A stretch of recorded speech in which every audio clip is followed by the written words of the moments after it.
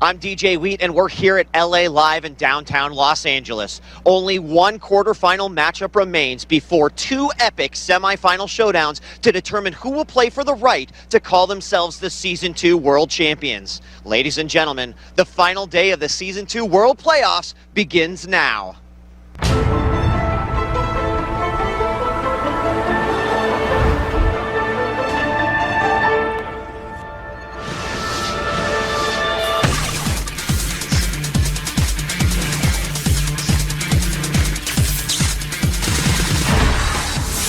They're very well played.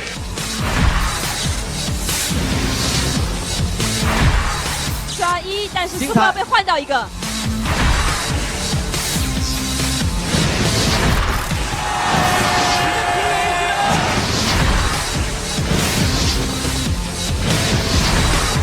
This is insane. Too much damage is being dealt. One more shot to go. The nest is full.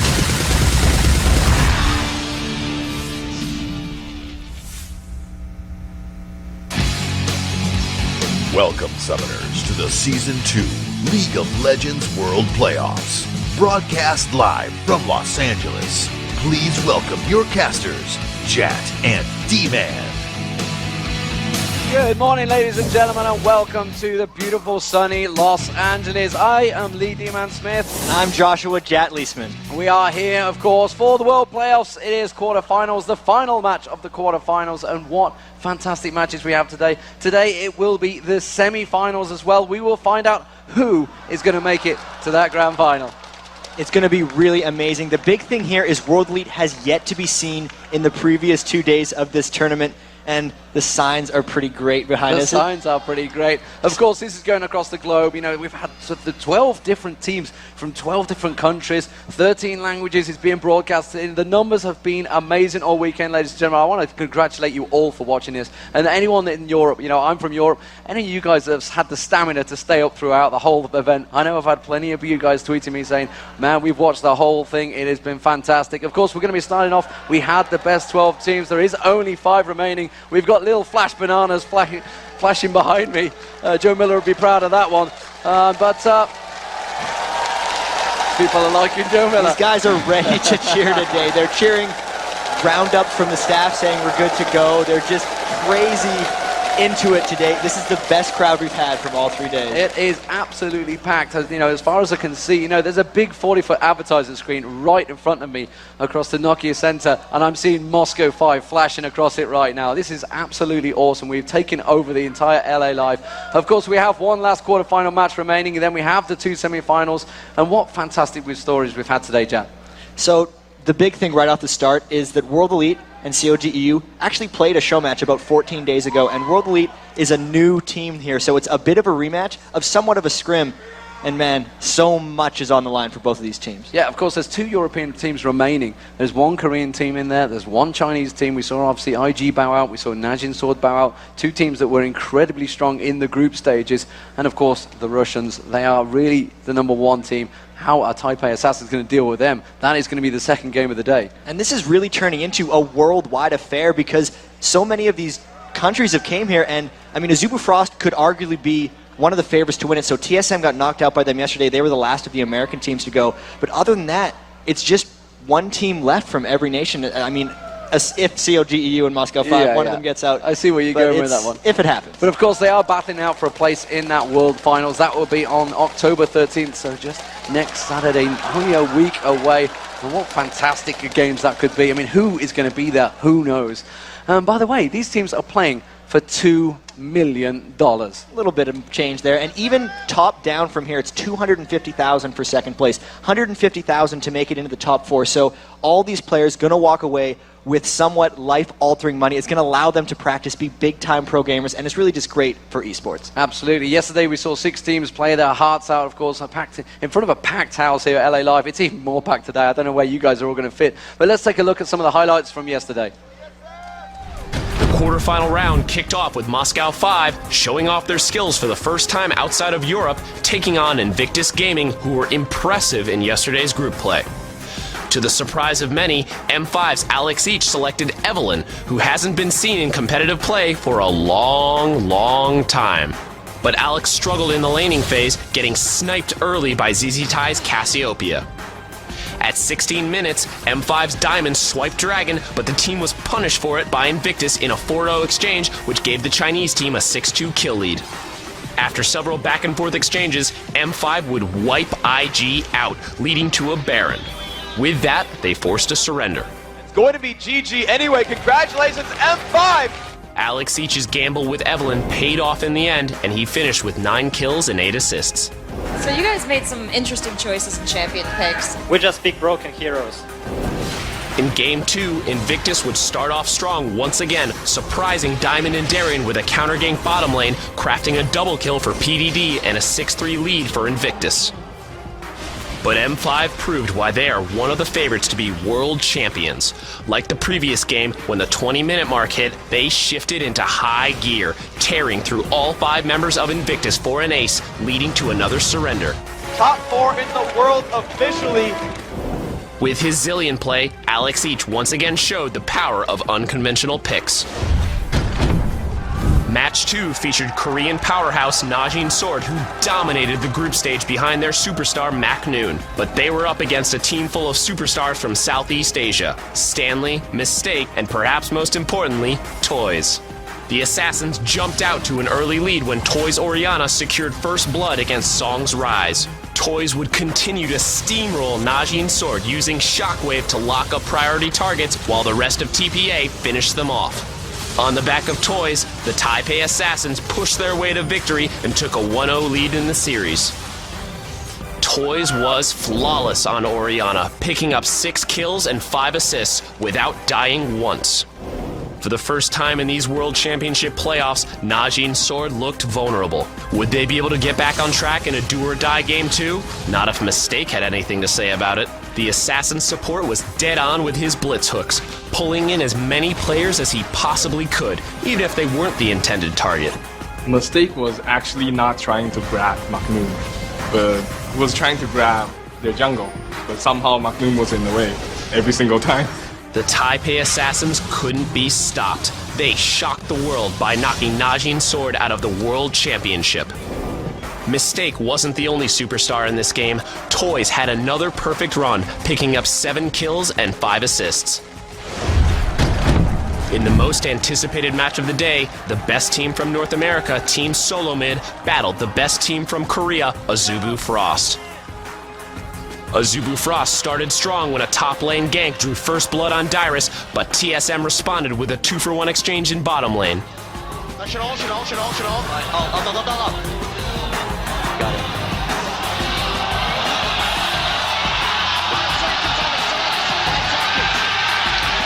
Azubu Frost used a long-range poke composition to wear down the TSM lineup.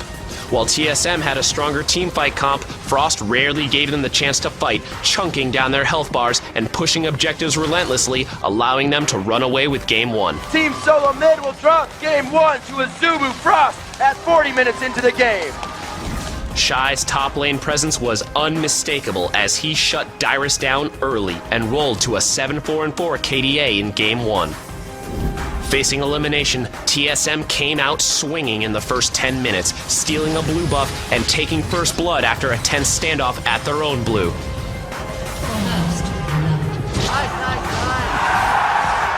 But an explosive fight from Azubu Frost turned the tables as Woong refused to go down in a do-or-die duel against Chaox.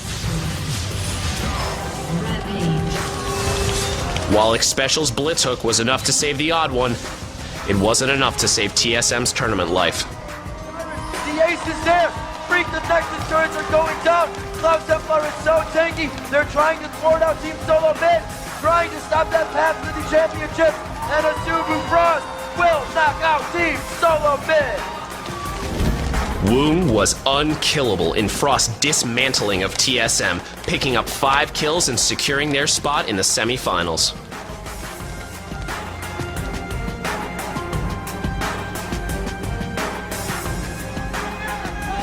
Well, I think we can all agree there were absolutely fantastic matches yesterday. We are, of course, up for some fantastic matches today.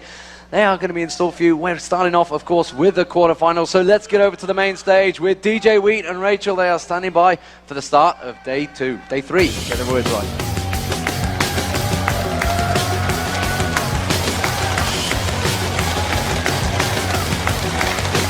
What's up, Summoners? Thank you, casters. I'm Marcus Graham, aka DJ Wheat. And I'm Rachel Seltzer-Querico. The last 2 days have been some of the most amazing League of Legends play. And today, it's only going to get better as we kick things off with our last quarterfinal match. That's right, our first matchup today features Europe's CLG.EU, who emerged from Group B. Give it up.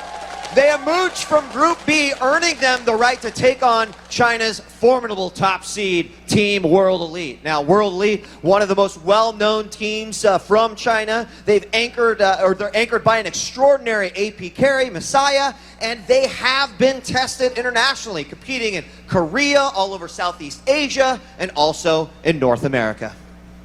Now for CLG.EU. They've competed across the world, most recently in a show match against World Elite, celebrating the 1-year anniversary of League of Legends in China. They have a global fan base that I'm sure is pulling for them to move on. Let's bring out the teams and get the day started for the World Playoffs. All right, let's introduce these teams. They came out of Group A with a 2-1 record.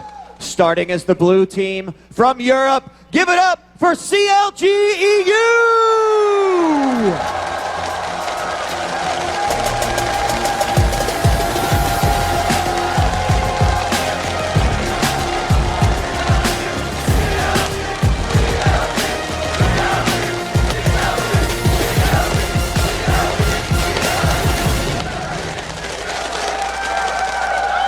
Ladies and gentlemen, in the top lane, it's Wickd!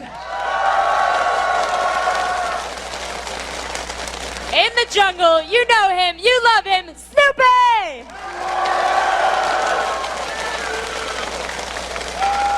At AP carry, give it up for Froggen!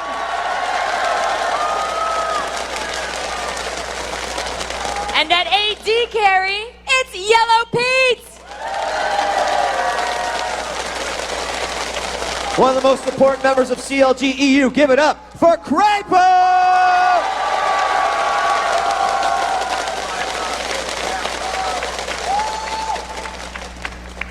And now, starting as the red team, they are the last hope for a Chinese League of Legends champion. Please welcome China's team, World Elite!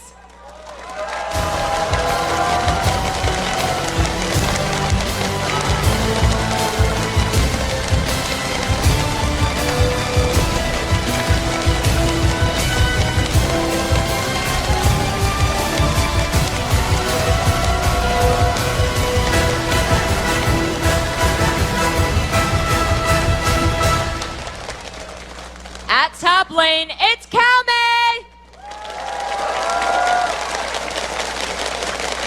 In the jungle, give it up for Clearlove!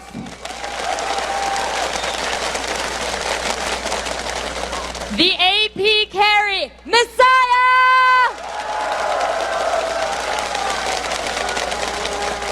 On AD carry, it's Weixiao! And as support, it's Fzzf. Ladies and gentlemen, the last quarterfinal matchup. These guys look like they are ready to get this started. Let's shoot it over to our casters. Give it up for Jet and D-Man.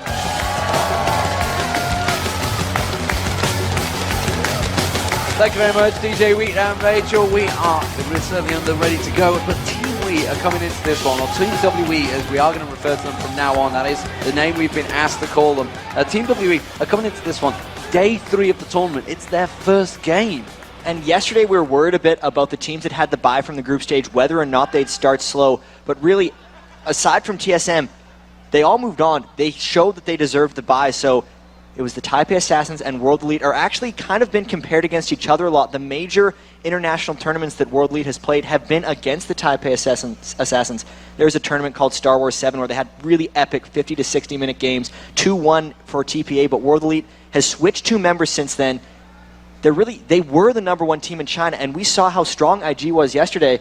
So if that's to compare, if World Elite is better than them, then CLG.EU has their work cut out for them. Yeah, and of course both teams have completed across the stage. I mean, CLG have been traveling all across the world. We've been following them for the last few months. I guess since January they sort of formed together. They've all competed in the OGN, of course. Both of them, we know that CLG got there in the finals against the Zubu Frost. People are wondering, are we going to see a rematch of that? World Elite, of course, were knocked out by CLG in that quarterfinals match. So we know here we are in another quarterfinals match. Of course, Team WE came across to IPL San Francisco for the face-off. They did not perform as well as expected. The American tournament for them really was a big disappointment, and I think that's why some teams were down on TPA or even the Singapore Sentinels type teams coming into this tournament. But really, it's been a long time since then. This is a much bigger event. There's much more preparation that goes into this. And we were talking with some of the Chinese managers. They really break down the game in some of these times. They will do statistical analysis of if Snoopeh plays Maokai in 15 of 20 games, he'll gank top between 2 and 3 minutes or something like that. And it's just,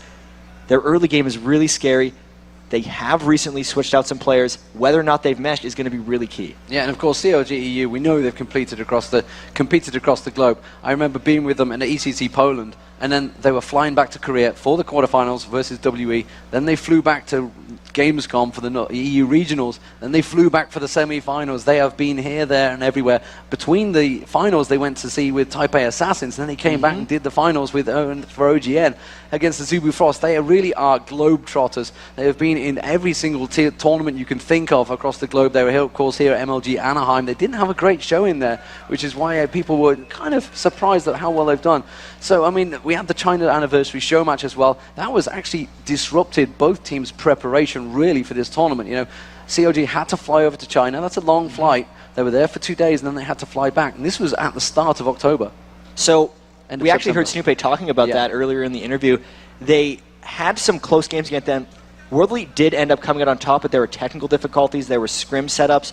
And they actually committed to those show matches before they knew the final date of when the World Playoffs would be. So they did get some disrupted practice time. I have to say, though, CLG.EU, they had the warm-up in the group stage. I think they've gotten their practice, and they should be feeling pretty confident, and hopefully it doesn't end up affecting them. Yeah, and we can't take too much away from that show match as well, because Froggen played Mordekaiser, and he'd never played Mordekaiser before with CLG.EU. They were like, why did you pick that? I don't know. But earlier on, we luckily had a chance to sit down with both teams and hear what they had to say. So let's see what they're going to have to say about the upcoming match.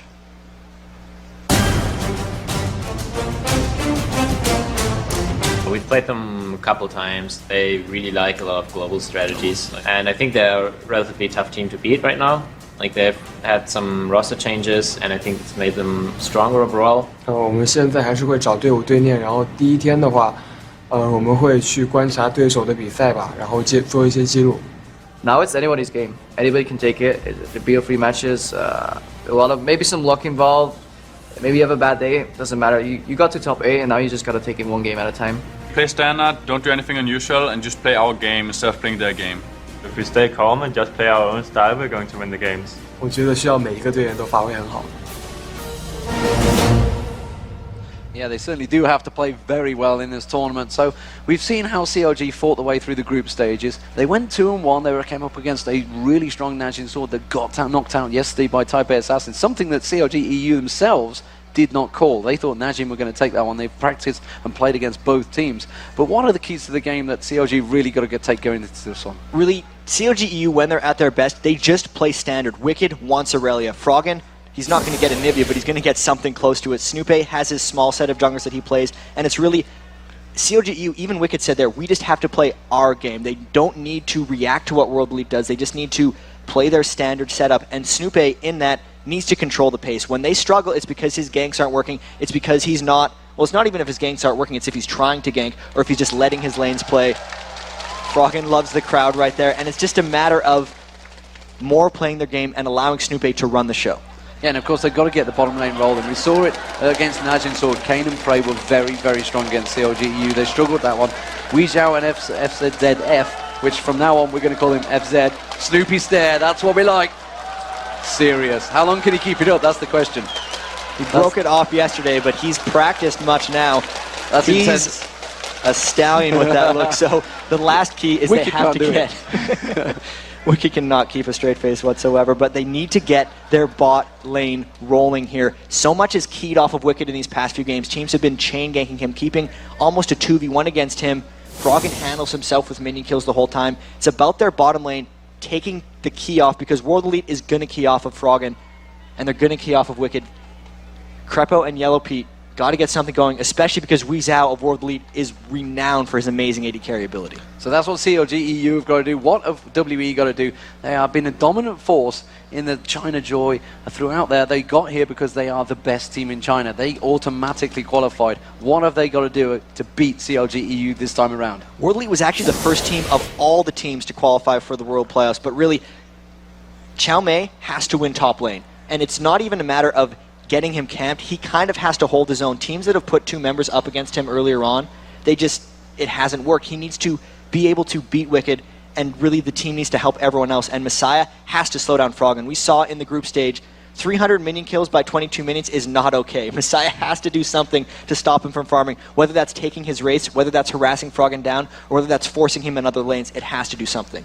Yeah, and of course they're going to prevent the stall. CLG renowned for dragging the game out. I know as good as anyone, my voice will get destroyed by CLG.EU if they drag it out. It's what CLG.EU does when they see the smallest bit of advantage, or even when they're behind, they just take it late. They know how to grow it, and it's about finding ways to break that turtle because it's legendary in a lot of ways, and the only teams that have beaten CLG.EU are the ones that can end the games quickly. So that's what World Elite has to key off of. So we've told you what we think. Tell us what you guys think at home. You can tweet us, you can ask us questions about what is going on today. #LOLWorlds is where you want to put that. And of course, at League of Legends, also going to be tweeting out to you guys throughout the day. We'll take some of the best questions later on and hopefully try and answer them for you. I'll more get Jat to answer them, Riley. You're more the expert on these things. A couple of those questions, please do send them in. And really, with this game, there is so much on the line for these teams. We saw an interview early with Snoopeh. He was talking with, I think, Monte Cristo, and they may not have had the absolute best prep against World Elite because they were practicing against so many other teams. Really, this was a draw to get them up against World Elite. And it's hard to find information on these guys in a lot of ways. I was scouring the internet last night just trying to get everything on them, and they do keep quite secretive. They scrim, they don't let the results be seen, and they really could have anything open here. Yeah, so we're just fixing a couple of lighting issues on the stage. Obviously, the sun. We are in an outdoor venue. These things happen, you know. We've seen it a few times today. We can't control the sun, unfortunately. We can control a lot of things, but the sun is definitely not one of them. In LA, it tends to shine quite heavily. But these teams, we talked to them earlier. We were having to chat with CLG while they were getting their hair done, by the way. They do go through hair and makeup, ladies and gentlemen. They look good for you guys on stage because they have to be prettied up. But they were saying, you know, we were saying you're in a really good position. You have played every team remaining in this tournament. You have M5 CLG, we all know about that one. Taipei Assassins, they spent a week with Taipei Assassins over in Taipei. WE, they played in a show match. They played in the quarterfinals of OGN. Azubu Frost, well, we all know about that one, that best of 5 epicness that happened in Korea. It was a fantastic final, which really they probably feel they should have won. They feel they threw that game 3. In fact, I've spoken to them on Skype straight afterwards, and they were like, yeah, we know we threw that one. And they even had the games against CLG.NA when they were scrimming. They stayed in the CLG.NA gaming house pretty much a couple weeks before the tournament, so they're adapted to the environment. They shouldn't be jet-lagged. That was their boot camp in a lot of ways. And it goes to fit CLG.EU style so well right now because they're not a team that tries to counterpick. They're a team that just plays their game. And the fact that they've had so much experience adapting their game to all of the region styles. They know what World Elite does with triple split push in a lot of ways. Sometimes they were even telling us earlier they have the exact timings of their jungler comes up and he doesn't come around from the back, he'll come around from the front if you do a 2v1 swap, and they'll try to take that first tower right at 4 minutes. It's kind of like what we saw TSM do in Game 2 against Azubu Blaze yesterday. And then they said, oh, and the counter for this is X and X. I don't want to give away their strategies, but they are ready for a lot of these situations, and it's really about they play their game all the time, and will they be able to pull it off? Well, that's the question. It's really for WE to stop them. I mean, Misaya, if he gets Twisted Fate, it could be a dangerous, dangerous thing. I don't think they're letting him get Twisted Fate. If anyone has seen his Twisted Fate VODs, you know, just while you sat there, just Google Misaya Twisted Fate. You will see a crazy of course, dive Twisted in Fate and Anivia, the two first bans, not a surprise there. Absolutely not surprised. Anivia, Alistair, and Aurelia banned out. That is a big thing because I know for a fact Wickd really wanted Aurelia. The only game this tournament they have lost was when Aurelia was banned, and in fact these are the exact same bans that Najin Sword did against CLG.EU. So WE, of course, had a chance to watch the group stage. They have done their scouting, and it's about disrupting their game. Many people would have called that the WE bans would be Anivia for Froggen, Alistair for Snoopeh, and Aurelia for Wickd, because all they know is CLG will go for those picks all the time if they're available. They're getting rid of them right away. Absolutely. So Ezreal has been picked and banned throughout the entire tournament. The only champion every single game is either picked or banned. Doesn't have that good a win ratio either. I think that's kind of what happens when both sides just always key off of Ezreal and he's universally accepted.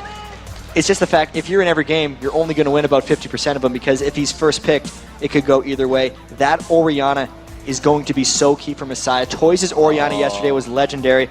We wanted to see that Leona. A couple people in the fans did from Krepo, but the Sona is the smart choice here because so many of the Asian teams have keyed off Sona, and he's just shown his strength throughout this tournament. These look like strong picks for CLG.EU. Snoopeh Cho'Gath, I think Iron Stylus might have a heart attack in a moment. Leona has been locked in for him.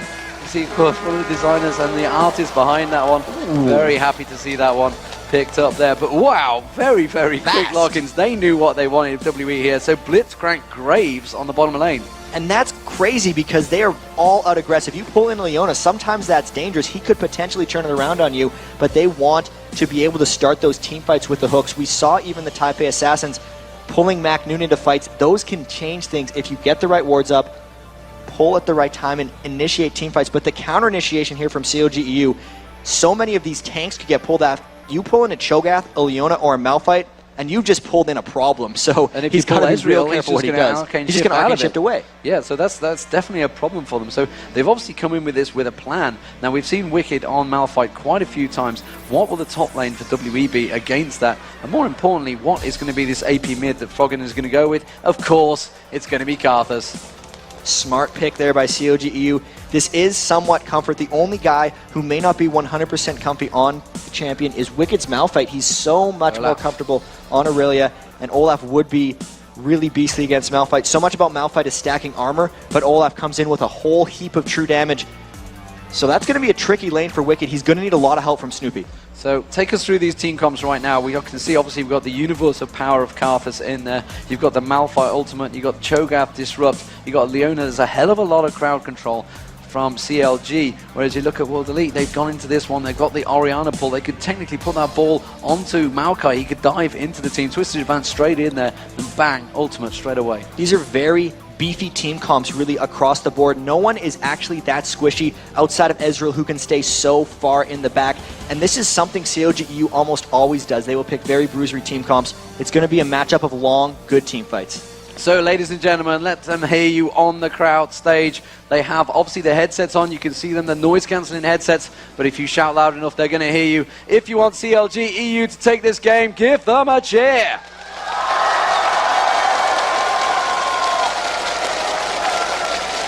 For World Elite, if you guys want to see them come out strong, their first game of the tournament, let's hear you cheer. Ooh. They're a long ways from home. Oh, they are a long, long way from home. They just had a little bit of a hitch in the Champions Select there, so they're going to remake the game. So, I mean, we can get to talk about this team comp a little bit more. I mean, so going into this one, who would you favor right now? Because we've talked to Wickd. We know he wanted Aurelia. He didn't get Aurelia. And that's literally, he was on stage. He says, all I want is Aurelia. It's going to be tricky for them because so much of what they do is the tanky bruisery team comps, and oftentimes they will outlast the enemy because they will go squishier and they'll just be able to win just by sheer wearing the other team down. World Elite looks like they've really done their homework. The Aurelia ban, very important. So many teams have shied away from that because you've had to ban Aurelia against Wickd forever, and oftentimes they just say, well, he's picked up enough other champions because Aurelia's been banned so much. Then he starts playing Aurelia all the time, loses his practice with the other champions, and it's now a good ban again. But what World Elite's done with that really beefy team comp, Maokai, Blitz, Graves, Orianna, the shield on herself gives her all that armored magic resist.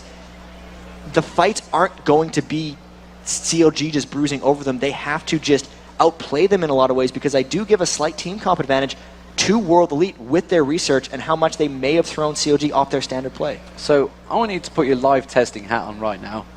Why have we not seen Soraka at all throughout this? You can see the bananas poking up behind me. I want to see flash bananas.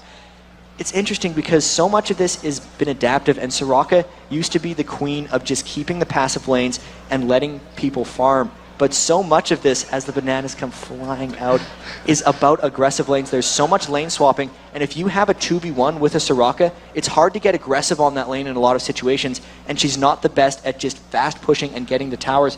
she's not as versatile as some of these other supports. She can't create kills, and so much aggression has come out in these bottom lanes lately. People have learned to work around the 20-second cooldown heal on Soraka, that it's very dangerous to pick now. I would have just gone with the fact they've remade the character. It's now got a huge head, and it's easy to target. I don't know. That was just me.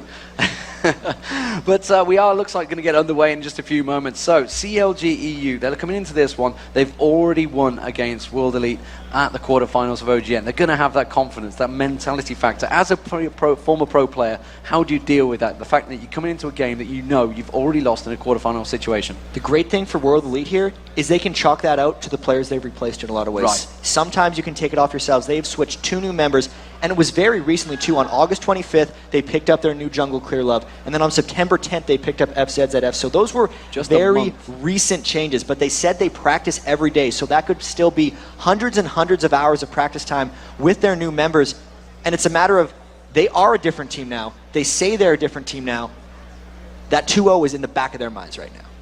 So, ladies and gentlemen, it does look like we are into the game. Hopefully the sun situation has been resolved. You know, we can't turn it down. We've got no dimmer switch for that sunlight. But as you can see, we are underway. If you've just tuned in and joined us, I know hundreds of thousands of you are watching at home right now. CLG.EU are in the blue side. WE are the red team. It is Europe versus China right now. Any sort of cliches you could throw at it, we will see whether any level 1 team fights go on. We've not seen too many crazy level 1 team fights, which I was surprised about. But CLG.EU, I know they want to have a team fight. Oh, and Weixiao's got to be very careful going around the side. And we get a pause straight away. They want to keep me feeling longer. That's what they want. They've had so much talk about crazy level 1s early on in this tournament, and it hasn't paid off, as you said. The very first game, actually, between Najin Sword and IG was the craziest level 1 we saw. Jarvan put a flag over to the brush by the blue side red from the Dragon Pit. I hope I didn't... That was a bad description. But anyway, then they valked in over the top of it and used him as a human ward. Azubu Frost. It was his IG Azubu Frost, not Najin, you're right. Right at the tournament, yeah. And from there, it's been a lot of just standard posturing around.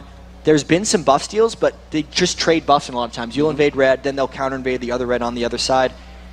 And other than that, it's just so much can be thrown at level 1 and so much can be gained, but these teams, because there's so much on the line, and because one loss can mean you're out of the tournament in a lot of these situations, they have been playing a bit more passive, I think.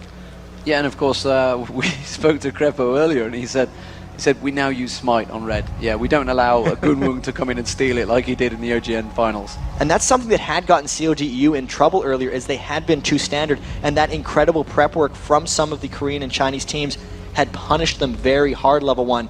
You can't just do a standard start with no Smite pull anymore, because you'll come back to an empty jungle. If they know where you're starting, they're just going to take your other buff, and then they're going to go clear their buffs as fast as possible, just so there's nothing left to you. And from there, it's a large experience and gold disadvantage that you just fall back immediately in the game. And it's very, very difficult. They have to be aggressive at level 1. You can't just play passive, otherwise the other team will take advantage of you. So there's a lot of you guys at home. You might be high elo players, you might be low elo players, I don't know. You could be terrible elo players. There's some depths of elo that I've never even thought existed, but they do. As a former player, how did you get involved in A, becoming a jungler, and then B, getting into Team Dignitas and becoming this pro player? And you can see so much of what these guys do. They were, most of them, amazing solo queue players. But on top of that, you have to be amazing at communication, and you have to network. Don't be a jerk is one, because no one wants to play with them. And it's pick your champion, get up to the best rating, and then you grow your versatility. That's what most of these guys do. You look at down the CLG.EU roster, and you think, Wickd, he became known for his Aurelia. Froggen, he became known for his Anivia the whole time, and that was often before they were even on teams. That's what they keyed off of. I know Skara played Katarina, Reginald played Ezreal in Season 1. Everyone had their champion that they really just grew and networked in, and people became known for that, and they became infamous within the community. And from there, they were able to come and be teams, and we resolved the problem. Here we go into the game. We are into the game, and I can see immediately that Weixiao is very, very close to being caught out here. The Rupture's they got him with the Rupture! Should be able to get first blood. Weixiao's going to try and get away from this one. The Ignite goes down. He does manage to escape it just about. So Ignite was used. That did manage to have to burn his flash, though. So Weixiao already in the bot lane has no flash. That could be very big, especially with the aggressive lanes coming out. Krepo on Leona wants to kill early, as does the Blitzcrank. They have to be really cautious if they try to pull someone in, because Weixiao will be very vulnerable down there. After that engagement, though, that looks like their cards are spent. Will we see any more invades? I'm not thinking so. They wanted to get that first blood down. Who used the ignite? It was, of course, Wickd that used it, so he's not going to have it available in that top lane. That's not too big a deal. It's going to be probably up before he even gets a chance to even think about going for a 1v1 fight. Of course, that top lane is a potential place where we will stack. But WE, I gotta stop calling them we, that's for sure. Looking across the board, nothing fancy coming out. We did see someone yesterday with just full stack of oracles and a few health pots, no boots at all.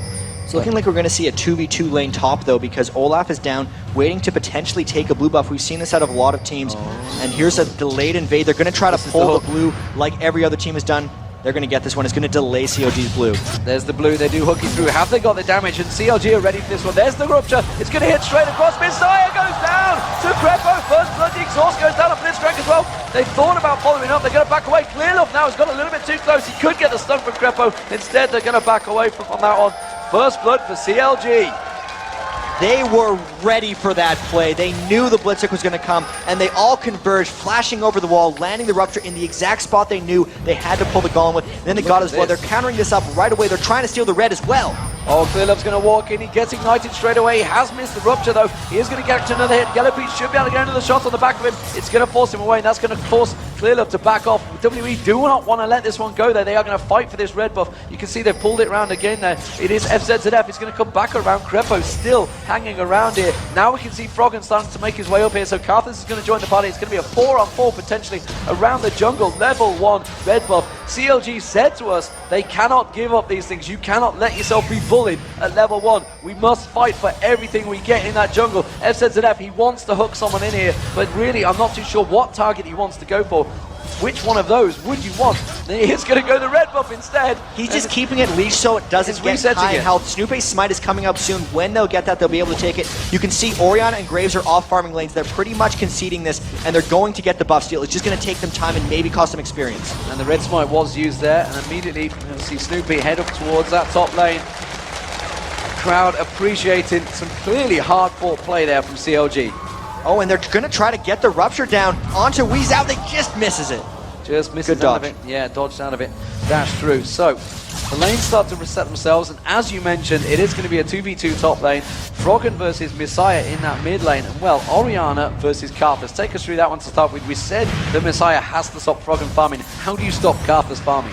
The great thing about Orianna is the auto attack harass, and the Q to W is actually very, very great. We saw Toys dominate with it yesterday, and Froggen's somewhat immobile. He does have to be careful against Orianna because the burst damage and the poke combined with Orianna makes it a very difficult lane for Froggen. You can see he's already ran himself out of mana here. He's getting as many minions as possible, but it's actually not an easy matchup for him. That 300 minions by 22 minutes is very unlikely to be replicated in this matchup. Okay, so the two bruisers currently down that bottom lane. It is going to be Caomei versus Wickd. How would you rate this one? We said Olaf, you know, with the blue buff, you might note, he picked that up off the back of that one against Wickd, who obviously, as it stands, does not have any buffs, does not have anything. He has got his ignite back available. He used it right in the very first fight, but Caomei is definitely going to have a big advantage here. The axe spam with the blue buff is very devastating, and Wickd does have to be a little bit careful. He shoved up the lane very early, and the minion damage early on in the game is quite strong, so he wasn't able to actually trade back and forth. He withstood the blue buff. That was good play by Wickd in that lane. Overall, it should be Olaf trying to bully Wickd a little bit, and Wicked's going to have to win with gank support or with ganking other lanes, because straight up, Olaf does beat him with the true damage. And so Snoopeh's camping mid lane here. He is camping mid lane. He's going to see if he can get on towards Misaya. We said Misaya needs to be dealt with, and Snoopeh's going to come around. Wall of Pain, did he quite catch? I'm not sure if he did. Rupture's just about missing, and Misaya will walk away from that one. No problems at all. I can tell you the jungler has already fallen behind. Snoopeh needs to be careful. He had a good advantage on that farm. That red buff at the start. Clearlove is definitely fell behind. He's still that level behind. He's going to struggle for the first few levels for that experience. You can see he's just taking golems on that top lane at the moment. But here in this mid lane, he's definitely where it's going to be. The CS between the two is 32-31.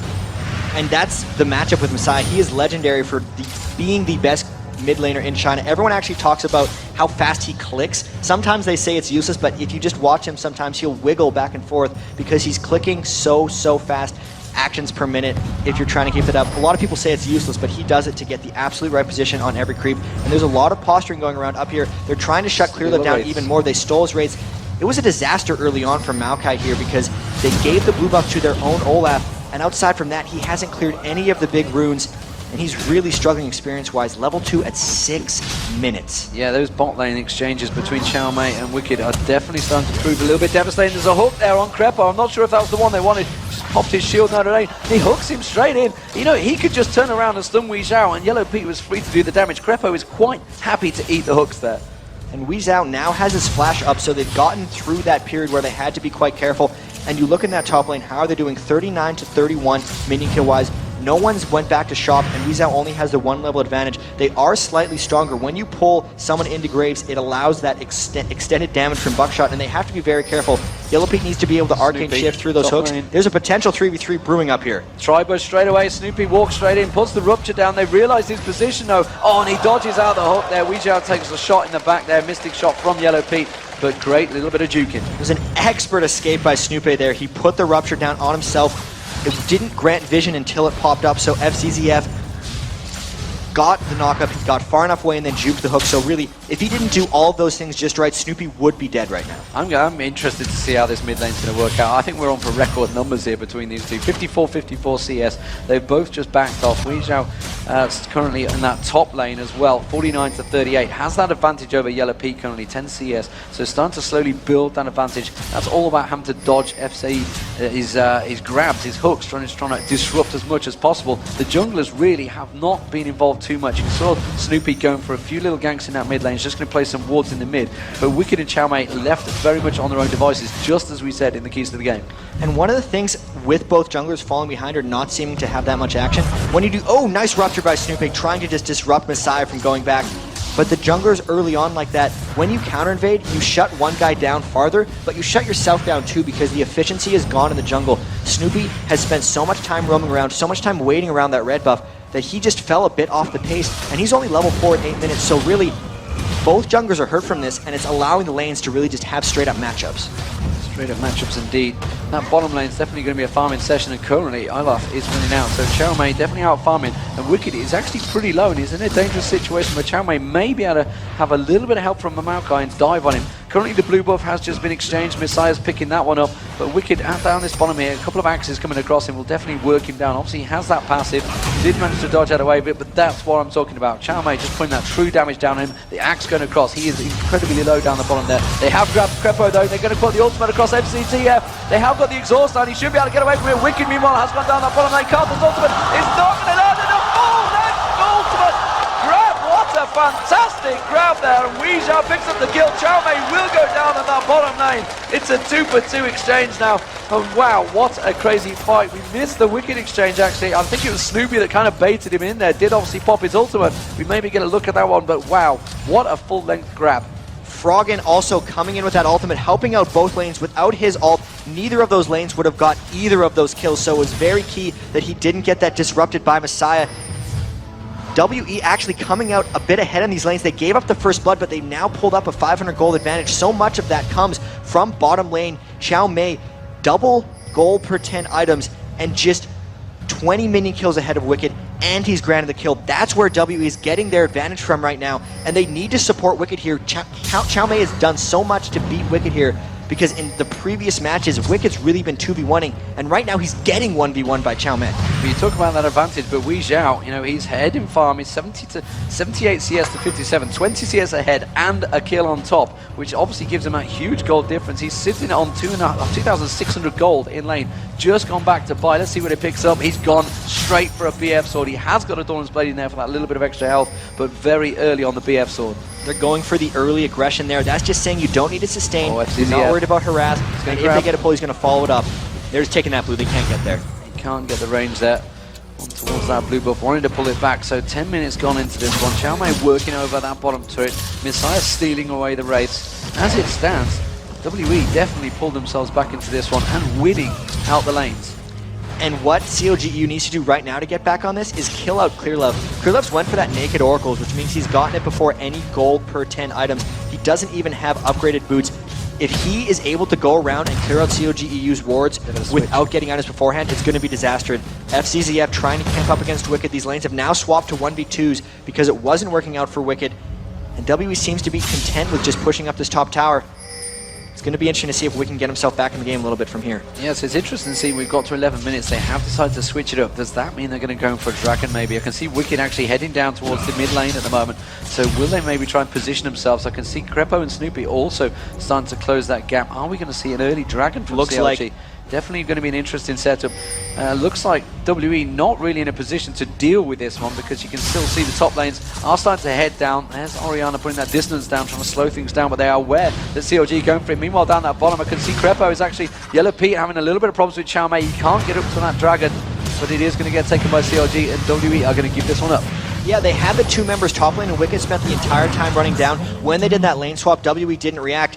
Smart play there, CLG pulling themselves even in gold. The counter here will be for WE to push that top turret. If they get this down, it's actually going to be in the advantage of CLG.EU. It looks like that Ezreal is going to come up top and clear out those creeps. They won't be able to get this tower. No, I didn't quite clear them down. It's definitely taken them low, and low enough to save the turret. Time for Wickd to get back in lane. Clearlove with that Oracle, like you said early on. 12 minutes gone in this game. First Dragon down. CLG.EU with pretty much an identical goal difference, which shows you how much WE have out-farming it, because that would have given 1k across the entire team. It shows that goal difference in terms of farming in the lane. 122 CS to 108, 105 to 81. Definitely big goal differences, and really it's hitting the right people as well. 3,800 gold to 3,200 gold. That is Weixiao versus Yellowpete. And on top of that, they've had to come back from the first blood disadvantage, so actually WE outplaying CLG.EU since that first blood fairly vastly. Snoopeh trying to get in on Clearlove. He does have a pretty big advantage on him here, but he does have to be careful. He can get collapsed on. He does. We forced the flash from Clearlove. Meanwhile, we've got the hook up the top there. Wickd does have to flash away from it himself, though. We do have the rest of the bottom lane closing in on that blue buff, which has been taken by Froggen. And that is a nice bit of play. So CLG.EU starting to try and close out the resources early instead, and really force the play actually on WE, which is something I was not expecting. I would have thought WE would be the one that's pushing the place. As it is CLG, you can see Krepo sat there. Is he going to try and go for Caomei, try and force that ulti? Fzzf, though, coming around the backside of Wickd. That tower very low. He's got a creep wave here. They could just push the tower down. They don't need to go for Wickd there, and Weixiao's obviously called it off here. And this is something CLG.EU is trying to do to adapt. They actually realized that they were getting out-farmed by WE, which is something that almost never happens to them, which is why you've seen them change around their playstyle. They knew if they just stood and farmed the lanes, WE would overtake them. So they started going around forcing objectives, and they could not quite steal that blue buff from Misaya. Yeah, as we were trying to put the ultimate across there, Yellowpete didn't quite get it. And that will be Misaya with the blue buff, which is going to cause a few problems for Froggen in that mid lane. Looks like that top turret will be the first to go down. There it is, WE taking the first turret of the game. Yellowpete now has been left to free farm down that bottom, actually, while Olaf has gone back. A round of applause for WE taking that first tower of the game, giving them that 1k gold difference. And as it is, 99 CS to 66. That is Wickd versus Caomei. Caomei definitely with that big advantage in that bottom lane. All about the blue buff early on. And even look mid lane, Misaya is out minion killing Froggen by almost 20. But every single lane is beating them. The gold is actually close though, because he's got those 2 assists. If you look at it, 4,500 to 4,700, it's still very much close between those two, purely based off those 2 assists from that obviously global ultimate you get from Froggen. I'm very, very impressed overall though with WE's ability to farm here, because no one out-farms CLG.EU in almost any circumstances, and the fact that they're essentially right now beating CLG.EU at their own game, which is just farming pressure. Clearlove hasn't been anywhere for ganks. Every lane is just bullying, and it's overall pressure. It's kind of handcuffing CLG.EU here. And there's a pull! Krepo's getting hooked in there, but he's going to have enough to get out of this one. Just the lateral damage goes across. He's the Ignite. The Ignite will take him down. Weixiao drops. Yellowpete's got to be careful now, because that hook will be back up in a few moments. You can get the power fist on him, and you can just get that arcane shifts away from the bookshot there. But we do see Orianna, Clearlove, and Misaya heading down.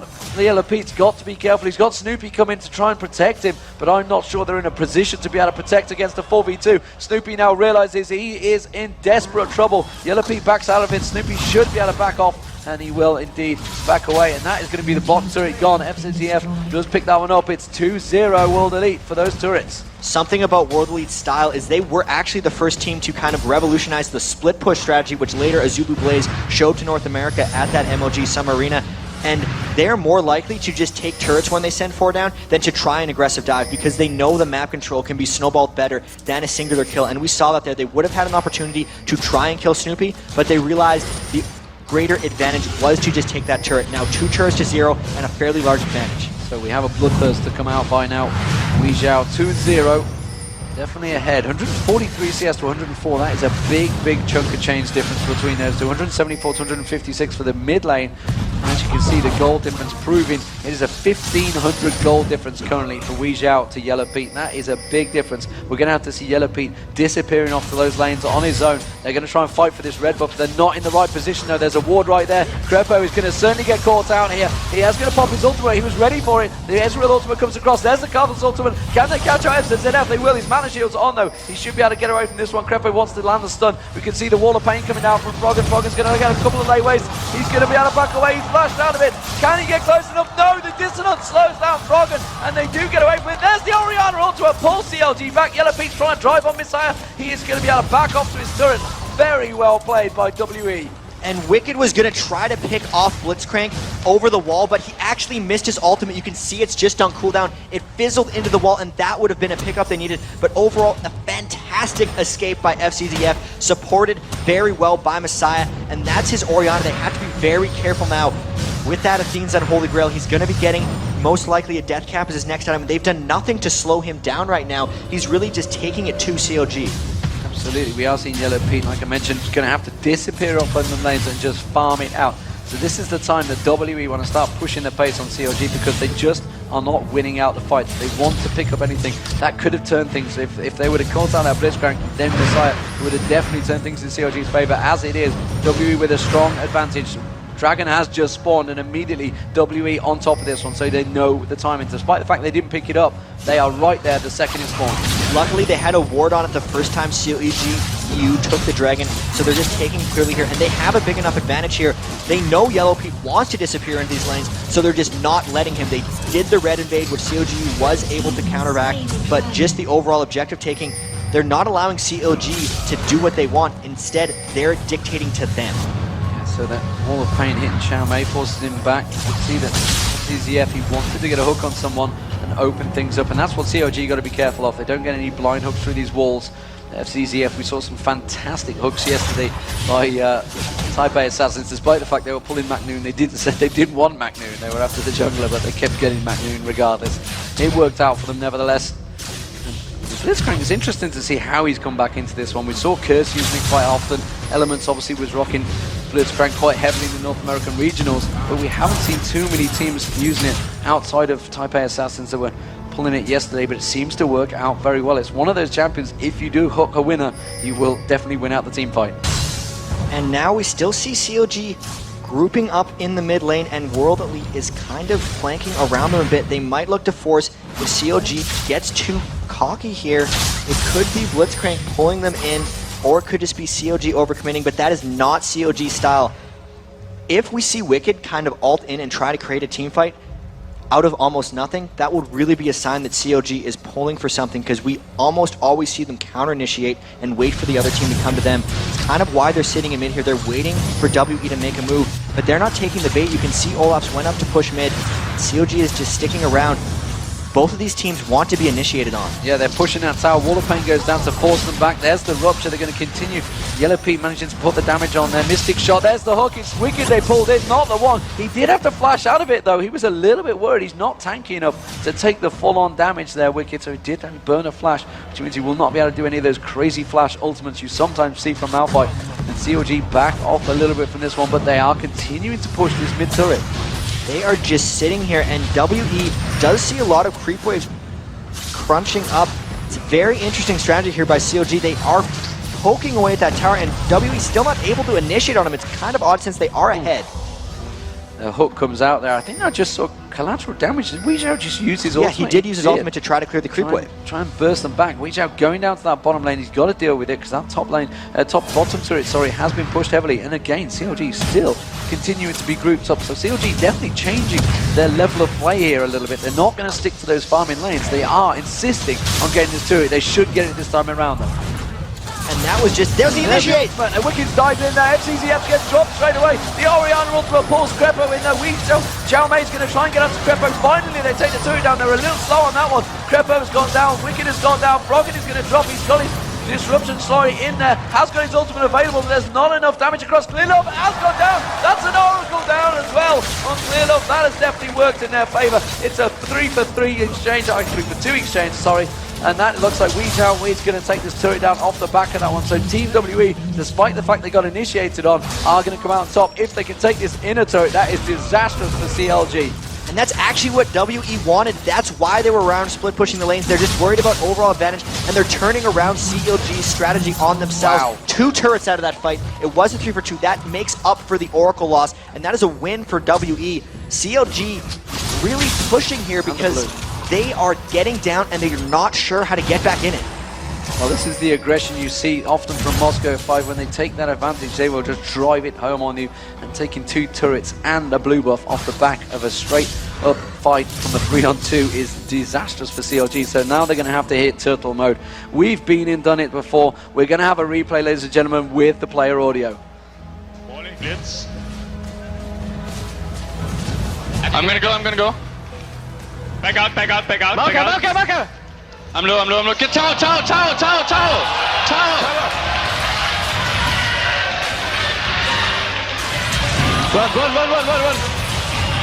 I got Maokai.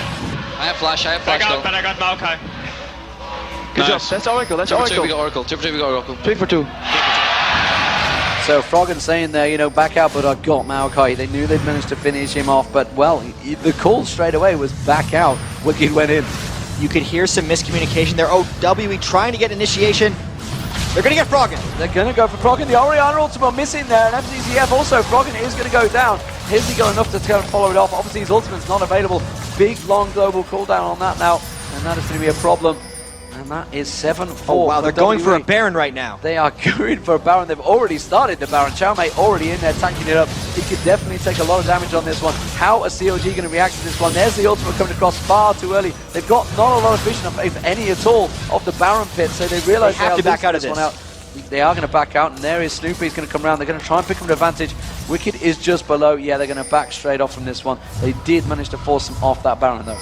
That was a very interesting choice by W. They might have been trying to sneak a Baron, and that's going to allow CLG.EU to push mid. Everyone got very low off that Baron. They had to fall back because they knew if they stayed, Wickd was going to ult in and basically clean them up. Will they be able to get mid in time? Yes, CLG is backing out. Dragon's up in 30 seconds. They're going to back off, and they're not going to go for it. Looks like WE will be able to take that Dragon if CLG does back out. And just going back to that replay we had, there was the miscommunication by CLG. Snoopeh really wanted to kill the tower. The idea, I think, was to finish the tower and then initiate with the Yellowpete Malphite, but it was a hair too early. They needed a hit or two more on the tower before that initiation happened, and so much of that damage came down onto them, making the 3-for-2 turnaround and making them push back. That could have been a lot better for CLG. And now it's actually WE continuing to sweep around Baron because they really want to be able to get that objective and then push it home. Fzzf needs to be careful when he's sweeping around Baron pit. The ultimate obviously will pull aggro. And as it is, Dragon has spawned, and we are going to see a potential first Dragon fight, the real Dragon fight. A full-on 5v5 without any towers. Distance goes down on Snoopeh, dropping his health really to a level he didn't want to go down to. Hasn't got too many stacks at the moment on his feast either, so you can see he's not full size. Wall of Pain's gone down just above at the top of the screen. It is Caomei they've caught. They're going to try and shred as much hit points off as they can, taking him down to half health. That's going to help them out when we come into a team fight. Of course, Olaf will get stronger with the lower hit points, so it's like a hit or miss. Pink ward being put down to clear out the ward damage. They want to get this Dragon. This is very much a forceful Dragon fight from CLG.EU. They must feel that they can take this one, pull the Dragon out, and fight off WE. And they're down in gold, but still forcing engagements. Here they come. They're going again for WE. Well, Krepo using his ultimate there on Weixiao, but they backed out. They will be able to pick up the Dragon off the back of this one. Can they turn anything? Will WE try and catch them on the way out? Fzzf definitely causing himself a problem in there. And they are going to have to back off this one. The gold difference now, just 4,000 gold between the teams. That's not a great deal as it is, but well, if WE could turn this into a push, CLG completely out of position. They've been forced to follow down that bottom lane. The WE looking like they might try and close them off here. We've got Orianna just across the side. We'll have their ultimate really just blocking them off. They're not forcing them back here. They're going to go for an engage. They're going to go straight in there. It's Wickd actually is caught in the middle of it. Hasn't managed to pop his ultimate. Now he gets the ultimate. Yes, the ultimate gets across. Clearlove taken down very low. Froggen's going to try and get in. He could potentially pick up multi-kills here. He's got Requiem available. He's going to pop Requiem surely. He will take down Clearlove. He will not get Weixiao though. Weixiao's got to be careful. he doesn't get engaged on the back of that one, but Oriana is causing all sorts of problems. Misaya in there. Yellowpete taken incredibly low, but they really want to take this turret down. Snoopeh's going to have his work cut out, stopping these three members, taking the first inhibitor turret, and WE off the back of a dragon turn that into an inhibitor kill. Very, very nice. And WE is coming out of these fights ahead and then pushing afterwards. They're fighting in the right spots and getting CLG low enough to counteract these things. It's strange because CLG is actually out poking World Elite in a lot of these situations, which is why WE is giving them the objectives like that tower and like the dragon, but then afterwards CLG is fighting them, which is where they're losing because the gold advantage is in the favor of WE, and the Oriana is so potent in these team fights. He's really outdoing Froggen in a lot of ways, always up near the end of the fights, always channeling those ultimates, and even now CLG trying to push in, they just can't seem to get at Misaya. They can't get hold of him. He's definitely slippery. Misaya 115, building the exact same we've seen all the Asian teams build so far. Going for that Athena's Unholy Grail straight away, then the Death Cap with the Sorcerer's Shoe. And actually yesterday we saw Azubu Frost, we saw him have Merc Treads early on, sell out the Merc Treads and switch to Sorcerer's Shoes. That was initially to stop Froggen from putting the wall in with gank follow-ups, but Misaya didn't even do that strategy, yet still only died with that very first blood, so he's done a fantastic job laning against Froggen this entire game, because you see we're at the 27-minute mark, and Froggen's only at 218 minions, so a substantial drop-off from the last time he's done the mid lane Karthus. Misaya definitely slowing down Froggen, and that's been very key for WE. Let's not forget, we have seen CLG.EU come back from a huge deficit, 27,000 gold against Moscow 5. However, they had Anivia. They could stall out the play as long as possible. That ultimate catching across most of WE, but really not doing a great deal of damage currently. He has only got that Trinity Force on there at the moment. Has picked up the pick, wants to probably go for Last Whisper possibly off the back of that one. CLG.EU really aware of the fact that WE trying to set up for this Baron. They're going to try and steal out the blue buff. The positioning, Clearlove again dodging this rupture, and they are going to turn this instead and push the top tower. And that ultimate by Ezreal was actually because they had no vision on the Baron. They were worried that they were going to push it down, and really WE dictating heavily to CLG right now. They need to clear out a few more wards, then they can really start forcing the Baron, because CLG will have to go in and check it.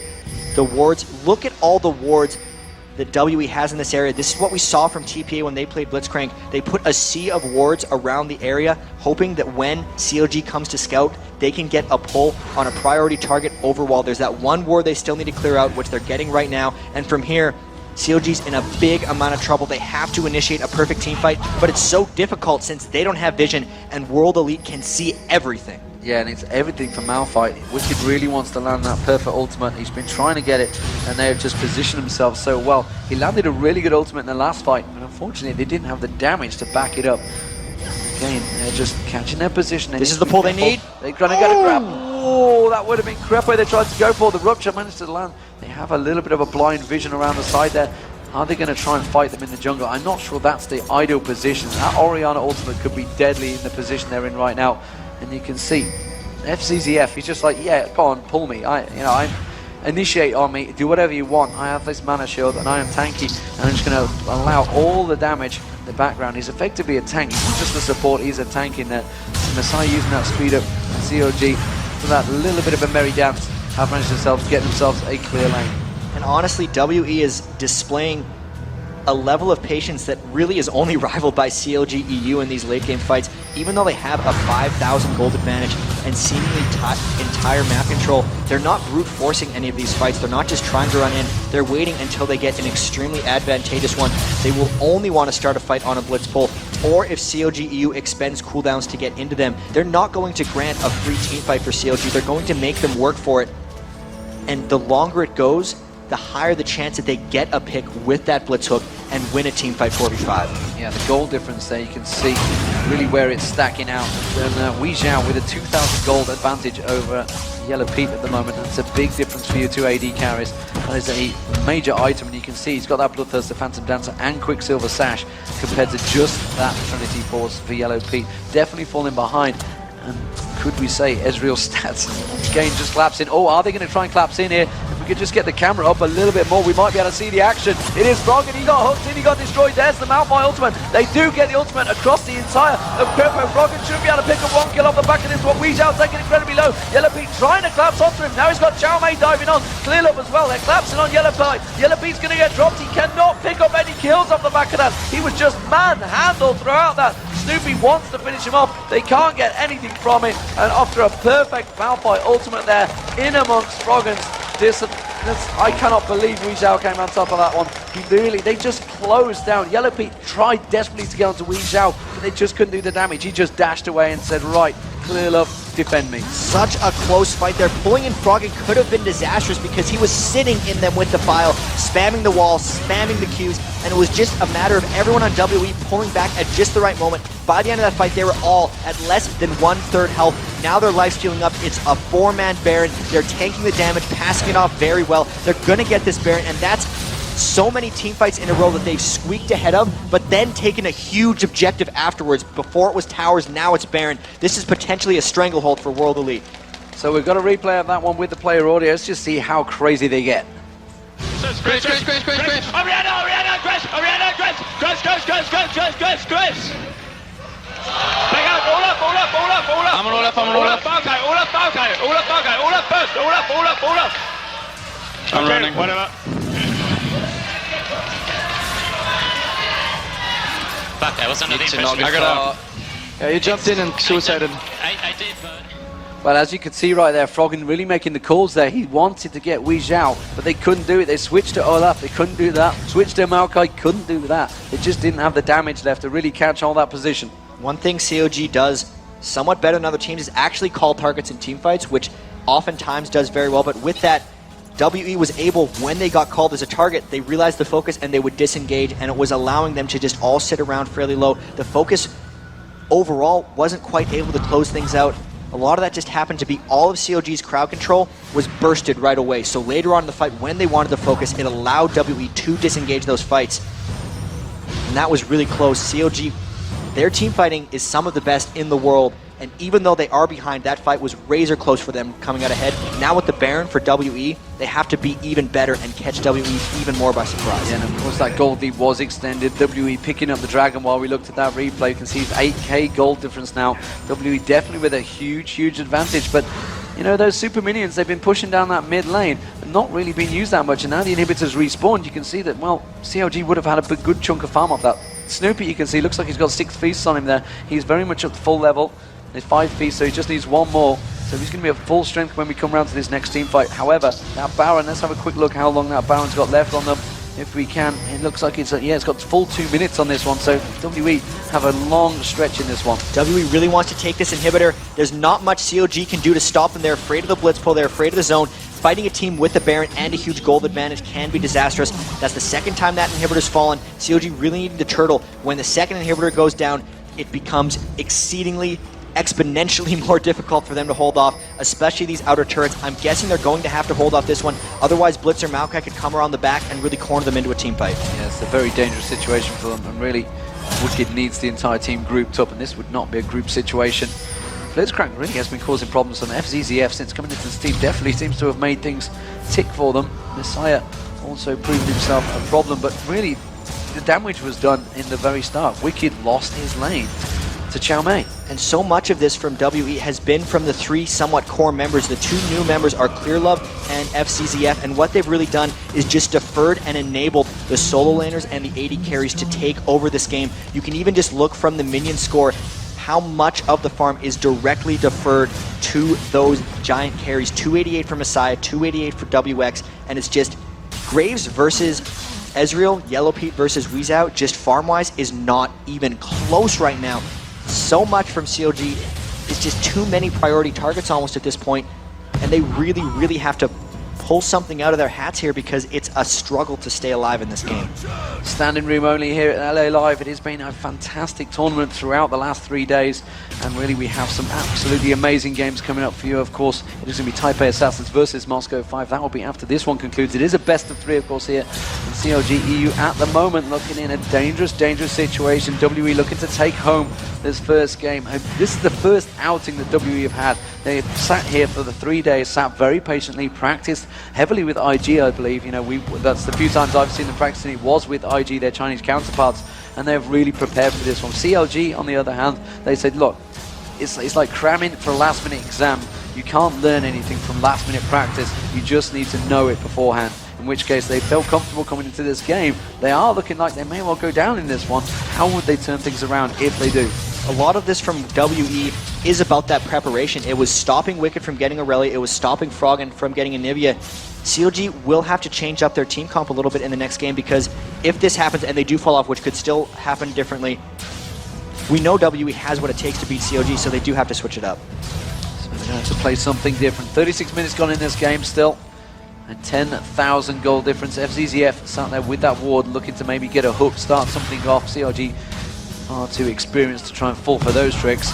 This is that stall that CLG.EU is trying to pull off right here. If they can stretch it later and later, they will start catching up. Right now, they're back behind on gold and experience. When they're turtled like this, they're getting almost as much gold as WE. So percentage-wise, they will be catching up. And the experience, when everyone hits level 18, you'll get even. It's just a matter, that's going to be in many minutes. Froggen, the only level 18 member of CLG, whereas WE, 80 carry, and AP mid are both 18. Caomei very close behind at 17, so they're reaching their peak experience-wise. So, we've seen it before. 70-minute games at CLG.EU can stall out. World Elite, seen those as well. They've done their research. They do have the inhibitor down. That's normally the sticking point that CLG turtles on. Now it's all about number 2. They've lost their Baron. How are they going to close this out? How are they going to close it out? And if you watched actually the farming that was lanes, you can see that Snoopeh was setting everything up, but it was Yellowpete that was using it. And the shield there for Weixiao, they're just going to try and bait this one out. Weixiao just, Fzzf stood at the side there, and Yellowpete again returns to farm everything up here. He missed the CS on that one, that's a little shame. The turret took it, but they are just baiting out. They're going to steal away the blue buff, and they're just holding things down. Baron buff has now run off WE, so CLG quite happy to carry on stalling this one. And Baron's coming up within the next minute, so you can see WE is just containing CLG in their base. They should be going back and getting a bunch of wards. You can look at Fzzf. He has 7 wards in his inventory right now. He's just been back. They're going to do that sea of wards that they did last time. Try to get an initiate hook. If they win another fight like they did, the last one which gave them Baron, that'll be the end of the game, because they'll just be able to push in and end from there. Very difficult for CLG to push in here. If they allow another Baron to go, they're probably going to lose an inhibitor off of that. But they almost have to. If they try to go into the jungle, there's a very good chance they're going to die. Do they fight for that Baron? That's the question. They are starting to push out now. They've realized that the Baron is going to be up in 15 seconds. Dragon is now available as well, and they are starting to follow this creep wave out this time. So CLG starting to become the aggressor. If we could pan the camera up a little bit, you can see that Fzzf is off on the distance, just waiting to try and get that hook in there. There is Clearlove up the side. He's just trying to get himself in some sort of position. He's got that Oracle on. He's definitely been working down, taking all those wards. He's just off at the side. Krepo's got to be careful. They've not been too fussed about who they actually catch there. Krepo tried to initiate that. It looks like CLG are ready for this fight. CLG is actually trying to force a fight on their terms once again, because that's kind of what they've done all game, but they seem to think that if they do it right this time, they're going to be able to end it out. Really, they need to get onto Weixiao, because he's been There's the stun. There's the stun. They might be going in. He just backs off from that one. It was Fzzf he caught. Nobody really baited for him. They've got the hook on Wickd, but he has managed to flash straight out of it. That means the flash and ultima is not available now for Wickd, but he did not want to get involved in that one. That was not the fight, because they've managed to separate Caomei. They've gone for Weixiao. That's it they wanted. Fzzf is going to drop instead. They do not know. He flashed away. The Ignite's running on him. They have managed to second round. Weixiao's taking down Krepo, looking across the side. Snoopeh's going to get dropped as well. Weixiao takes him down as well. You can see now Misaya's going to close in the Calphas ultimate's not going to pick one up. Just Fzzf, but WE come out on top. Misaya with the double kill. Weixiao with the double kill. And Yellowpete, the only man surviving, just backing away. And the ping goes down on the Nexus for WE.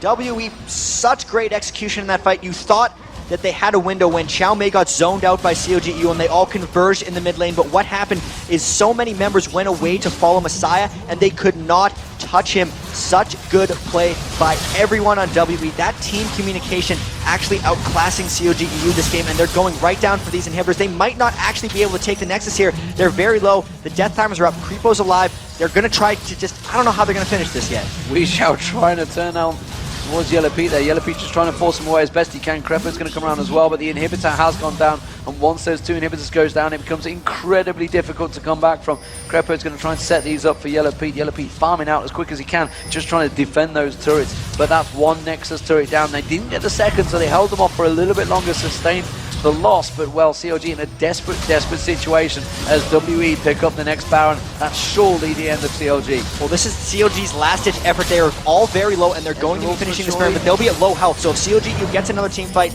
if they could somehow catch WE, they might be able to get this, and they're going to battle here. They're going for it. They're going straight in. The Orianna ultimate destroys them. Weixiao with the collateral damage, just obliterating the entire CLG. Caomei going very aggressive, but it doesn't matter. He's just trying to bait Froggen and Wickd into a fight here. Fzzf's going to surely crap at a hook there. No! Froggen flashes across. That's an incredibly difficult flash to do as well. That's going to be the wall of pain going across, but he's just delaying the inevitable now. The Malphite ultimate, it's not going to be enough. Froggen's going to get dropped. He did just about get his distance going off there, but he's going to get dropped, and Wickd now just a fatal errors from CLG really have cost him in this one. He's trying to delay as much as possible. Yeah, they've realized it. Weixiao's going to get on towards that last final Nexus turret, and it looks like WE are going to take game one against CLG in this quarterfinals. Well, what a start to a game, and WE, you see what it means to them. They are so happy with that result, and well played them. They looked phenomenal. The last team in China, the #1 seed, the first team to qualify here for the World Playoffs, coming out extremely strong. Their first game of the tournament on day 3, and that game, even though by the end of it, it looked like WE had the big advantage, was really close. All of those fights, everyone on WE got away with a sliver. If the slightest thing changed, CLG.EU could have came out on top in those early fights, and that could have potentially snowballed on the later ones. But with that, fantastic play by WE. Really, really strong opening. You know, we talked about him at the start of the game. That bottom lane had to get going. That bottom lane, of course, was Weixiao versus Yellowpete. 8-0-10 for Weixiao in that. Did not die and obliterated the lane and obliterated CLG. And so many of those team fights, when they get low and people are sitting around, it is on the AD carry to do the cleanup. And since he had that even early lead from the lane, every single team fight, he was the one finishing things off. It would get started with the Orianna ult on normally a counter initiate, and then just WX, Weixiao, cleaning house. Cleaning house indeed. So it seems that WE's changes have worked very well. They've only been together for a month. They have been practiced solidly. Definitely a different team that CLG faced in the OGN quarterfinals. We're going to get a replay of just that last fight that came up here. WE really showing their dominance, Jat. And here in the last fight, you can see they already had the big advantage. Caomei, this is right before the last Baron. They're split up. They think they have a 3v5, but watch Misaya. He lands the ult on 3, and then they actually all chase. If we can pan the camera down to the left, 3 members are chasing Misaya, but he just takes them all out. He kills Froggen, flashes away from Wickd. They just can't finish him, and because 3 members were on Misaya, the rest of WE just cleaned up CLG.EU. It was a splitting of focus. CLG calls targets for a reason. They called out Misaya, but they couldn't get him out, and it just left the other members out to dry. That's why World Elite cleaned up that fight. And of course, you heard the team audio earlier on from Froggen. You heard him calling Weixiao, Weixiao. They know they wanted him, but he just avoided that damage so very well on Graves. So much of that is protection, and the supports for that team, they really had 2 of them that game. It was their jungler, Clearlove, and their support, Fzzf. Blitzcrank and Maokai are so hard to get past. Blitzcrank can power fist you up, pull people away. Maokai, that ultimate to decrease damage, and also just roots and slows galore. They did a great job enabling the other 3 members, the Olaf, Misaya, as well as Weixiao, to just take over in those team fights, and they stopped CLG's priority targeting from working out. So, ladies and gentlemen, that is the first game of the day. We have many, many more to come. This is the quarterfinals, of course. It is a best-of-3. WE 1-0 up against CLG. Did you expect that at home? Of course, leave your messages on Twitter, on Facebook, on Reddit, everywhere you like, really. We'll be right back, ladies and gentlemen. Just have these quick messages. It is going to be Game 2, CLG.EU versus Team WE. For a spot in the semifinals, and winning this game earns you an additional $75,000. And suddenly, it's easy for us to make those decisions, but when you're those players sitting up there and you're thinking about the money, and you're thinking about, you know, the implications of being in the semifinals, that becomes a much more difficult decision. So a lot of times I tell fans, you kind of have to temper those thoughts a little bit, because as much as we would love to see that crazy thing come out right now, it might be the perfect time to do it, you still have to remember there's so much on the line. And to make a sacrifice that big, even though, say for example, WE is up a game, that's still a lot of risk to put out there, a lot of risk. I like to see that it's kind of like that almost across all the esports then, that they do, when the things are on the line, they do seem to default back to what's most comfortable for them. Yeah. I mean, on the flip side, Jet, we have seen some crazy stuff result from these exact types of situations. So I would never count anything out, but at the same token, I'm probably guessing that there's a 99% chance we're going to see completely standard out of both of these guys and nothing like that's going to really blow our minds. And if it does, great, then we're in for a treat. Well, speaking of mind-blowing, ladies and gentlemen, the picks and bans have started at last. Finally, we are going to get into the game, and well, immediately bans coming out. DJ Wheat, thank you very much for joining us on some intense filler. Thanks for having me, guys. Glad the game's about to get started. Let the game begin. So immediately, Jat, the picks and bans have begun, and they are here on your screen. Anivia, Alistair, and Aurelia. No shock there. Same bans as before. Twisted Fate, Oriana, and Blitzcrank banned out this time. Was first pick for Team WE. There's the main adaptation that was made here. The Shen ban was there in the previous matchup. They've switched it up, and now actually a lot of differences coming out. That Blitzcrank was first picked by WE. CLG.EU had the Ezreal, so this is really going to be a completely unique game. Absolutely unique. So Ezreal again continuing that 100%, picked and banned throughout. Skarner could be the jungler. Sona has been locked in. Sona 100% record so far. Definitely a pick I feel CLG could do well with.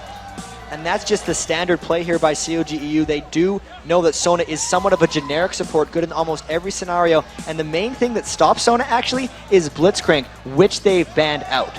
Which they've banned out indeed. What will Team WE pick? They've got 40 seconds. Of course, they had a 10-minute break. After we knew it was going to restart, Team WE requested a 10-minute break. They wanted to discuss the strategy, which is fine. You know, they were the ones that chose, yeah, okay, we can reset things, but we want time to talk about it. Looking like they're going to have to react to the Skarner pick with a Maokai. Interesting that Maokai was available, that Snoopeh chose to go for Skarner to begin with. Skarner's been very strong in this tournament so far.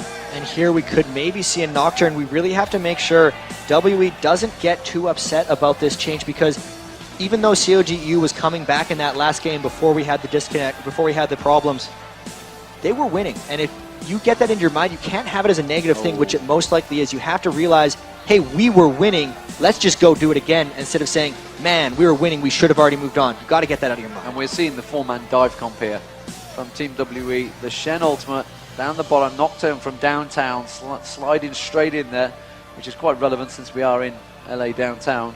I'm not just pulling that one out for good, but CLG, they're going to have seen that. They know what's coming now. They're going to know what to expect in that bottom lane. They know they've got a Sona. They need to react to it. Oh, wow. I don't think I've ever seen Wickd playing Jace, you know, in that top lane, but Jace has been very strong in this tournament. He did play one game of Jace against a Zubufrost in that best of 5 they had, but it wasn't the best performance. He's generally struggled with skill shot heavy champions, and that acceleration gate shock blast combo is very skill shot intensive. And CLG.EU has seen a type of team comp like this where they have 4 or 5 men able to appear in the bottom lane. That was against Moscow 5 at ECC Poland, and they actually got obliterated by it. They locked in the Nocturne Shen very early, so CLG.EU has had plenty of time to counteract that with their picks and bans. Whether or not they pull that off, they really have to, because this is a dangerous composition for them to handle. So final pick being selected, Froggen. What AP mid will it be? Will it be Karthus again? Will he go for something different? Went for Cassiopeia in the last match, which obviously got restarted. If you have just joined us, ladies and gentlemen, there was a small internet issue around about 15 minutes into the game. It does happen at these live events. And the fact that we are using 5% of the entire North American internet is not much of a surprise. We are draining the electric of the whole world right now, as people all around the world Europeans staying up through the night, Koreans and Chinese just waking up early to try and watch this one. The North Americans basking in the sunshine of Los Angeles, waiting for this final pick to come through. He's leaving it late. It's going to be Karthus. He had trouble with Karthus against Orianna in the first game, but that is Froggen's comfortable mid. Second probably to Anivia, so really CLG trying to stay comfortable, trying to be good here. This counter pick back and forth. They burned 2 bans on Misaya. They really respect him as a player, obviously. Will Karthus be able to go up against Vladimir? Vladimir's going to be able to be pretty aggressive against him early. Can't wait for this game to finally get underway. Yeah, hopefully it will get underway. And ladies and gentlemen, looks like you all are sat back down. As soon as those picks and bans going to come out, everybody's like rush back to your seat. So finally, things are going to get underway. If you want to see Counter Logic Gaming Europe taking this game, taking it to game 3, it's going to be a hell of a long series if they do. Give them a cheer. If you want to see World Elite come back from that disconnect, I suppose, and get the second game moving on to the semifinals, let's hear it for World Elite. Well, overpowered by the CLG chance. To see who the favorite is here. They want a game 3. Ladies and gentlemen, what a fantastic crowd you've been. Thank you very much for the patience. Thank you very much at home for the patience of having to sit through that one. We know it's not easy to sit and listen to the 3 of us for a long period of time. I feel like I was on live on 3 there for a moment. I got DJ Wheat here. I don't know which one am I. Am I going to be the dollars? Am I Scoots right here? Sure, absolutely, absolutely. That makes you you Slasher, unfortunately. Sorry. Oh. Oh no! Sorry, Slasher's a great guy. Oh, he's a great guy. He's watching this one as well. I know he is. But we are into the game, ladies and gentlemen. You can see it there on your screen. Let's get things underway. So if you've just joined us, it has been a very long break between, but CLG.EU are starting off as the red team, and Team WE, aka World Elite, we call them WE, that's what we've been requested to call them. They are playing as the blue team. Team WE, of course, 1-0 up as that red side to begin with, and looks like, are we going to see anything crazy coming out? Wickd, of course, on Jace. He's going to be on you, Jat. He's going to be all over you, man, like a rash. He's going to be against Caomei in that top lane. So Shen versus Jace is something we saw at the E-Regionals. It did not go very well. So the Shen is chopping the matchup, and here Wicked's actually running straight into Clearlove, trying to get that push. This is interesting. He's trying to bait that one. He wanted to go for that aggression. You can see the laneways coming down. Clearlove's hit points being taken down. Jace managed to kill it. Misaya going straight in there. The pull, trying to slow things down. They pulled on towards Snoopeh. The taunt comes out. Can Snoopeh get away? They got the ignite down on Snoopeh, I believe. I think his hit points might drop. He's got the heal going. Krepo's going to get dropped. Weixiao picks up first blood. Froggen's going to get his sources. They're going to try and turn things around. Weixiao's going to be the target. Weixiao's on nothing. They flash. They get it. Froggen got the laneways down. Yellowpete's also taken out very low as well. That's going to be Yellowpete near drop. Clearlove. Wickd turns around. Wickd goes back in. Caomei's got to try surely get a taunt across. And it was a 2-1 death-defying exchange for both teams. Everybody going back home. That's the start we wanted. Wow, and that was the first giant clash we've actually seen pretty much in this tournament. Let's take a gander at what got just eaten up in that fight. I'm lost for words. Lots of flashes. The bottom lane of CLG.EU is completely extended. No flash, no exhaust, no cleanses, any of that. Wicked used everything. The only flash remaining on CLG.EU is Froggen. He didn't use any summoner spells. Across the board on WE, Caomei still has a splash. Misaya still has ignite. So pretty much there's still a flash on Fzzf as well. Even summoner spell usage on both sides. I do have to give the quick advantage there to WE. They got the 2 kills as well as having more flashes up. So interesting level 1, crazy, crazy, crazy engagement. WE really slightly at the start of the game. Yeah, with that slight lead. But you know, the assists actually spread across pretty evenly. The only person that didn't get anything there was Skarner. So Snoopeh struggling out there. So the lane phase is beginning. The jungle invade never happened, which is actually better off for Snoopeh to start with because he had so many problems in the first game. His jungle was invaded. He was in all sorts of trouble. So let's take us through this lane phase. Oh, down the bottom, I can see actually a dazzle there on Krepo. And look at how aggressive Weixiao immediately goes off the back of that one. Arcane shift into Mystic shot straight away, ripping the points down of Krepo. Krepo, of course, he's going to be happy to take that. He's the man that's taking the damage. But let's go through the top lane. Jace versus Shen to begin with. We are seeing Snoopeh making his way into that top lane. Let's just keep with the action a moment because he looks like he's going to try and hook onto Caomei. Of course, no ultimate available, but we can definitely get the damage down. Has got exhaust. No, it's exhaust not available because Wickd used it at the very start by the looks of it, so nothing's going to happen as far as I can tell. Snoopeh is going to sit around though, so they want to bait Shen closer, but it's surely just going to be a dash away from that one. They are going to go aggression. There's the dash already used on. Are they going to get enough damage? They just want to force Caomei back, if anything. Force him to use something. Wickd is going to get knocked back. Use the knockback and just force him back, but he's not going to back off that one. And he might just try to camp that. We've seen some really legendary camps by some of these junglers just staying in the brush for a really long period of time. That gank a little bit unsuccessful. They did not burn any of Caomei's summoner spells, so Wickd trying to get a lot of help up in that lane. His Jace does need to snowball the lane. We've seen the Jace versus Shen matchup.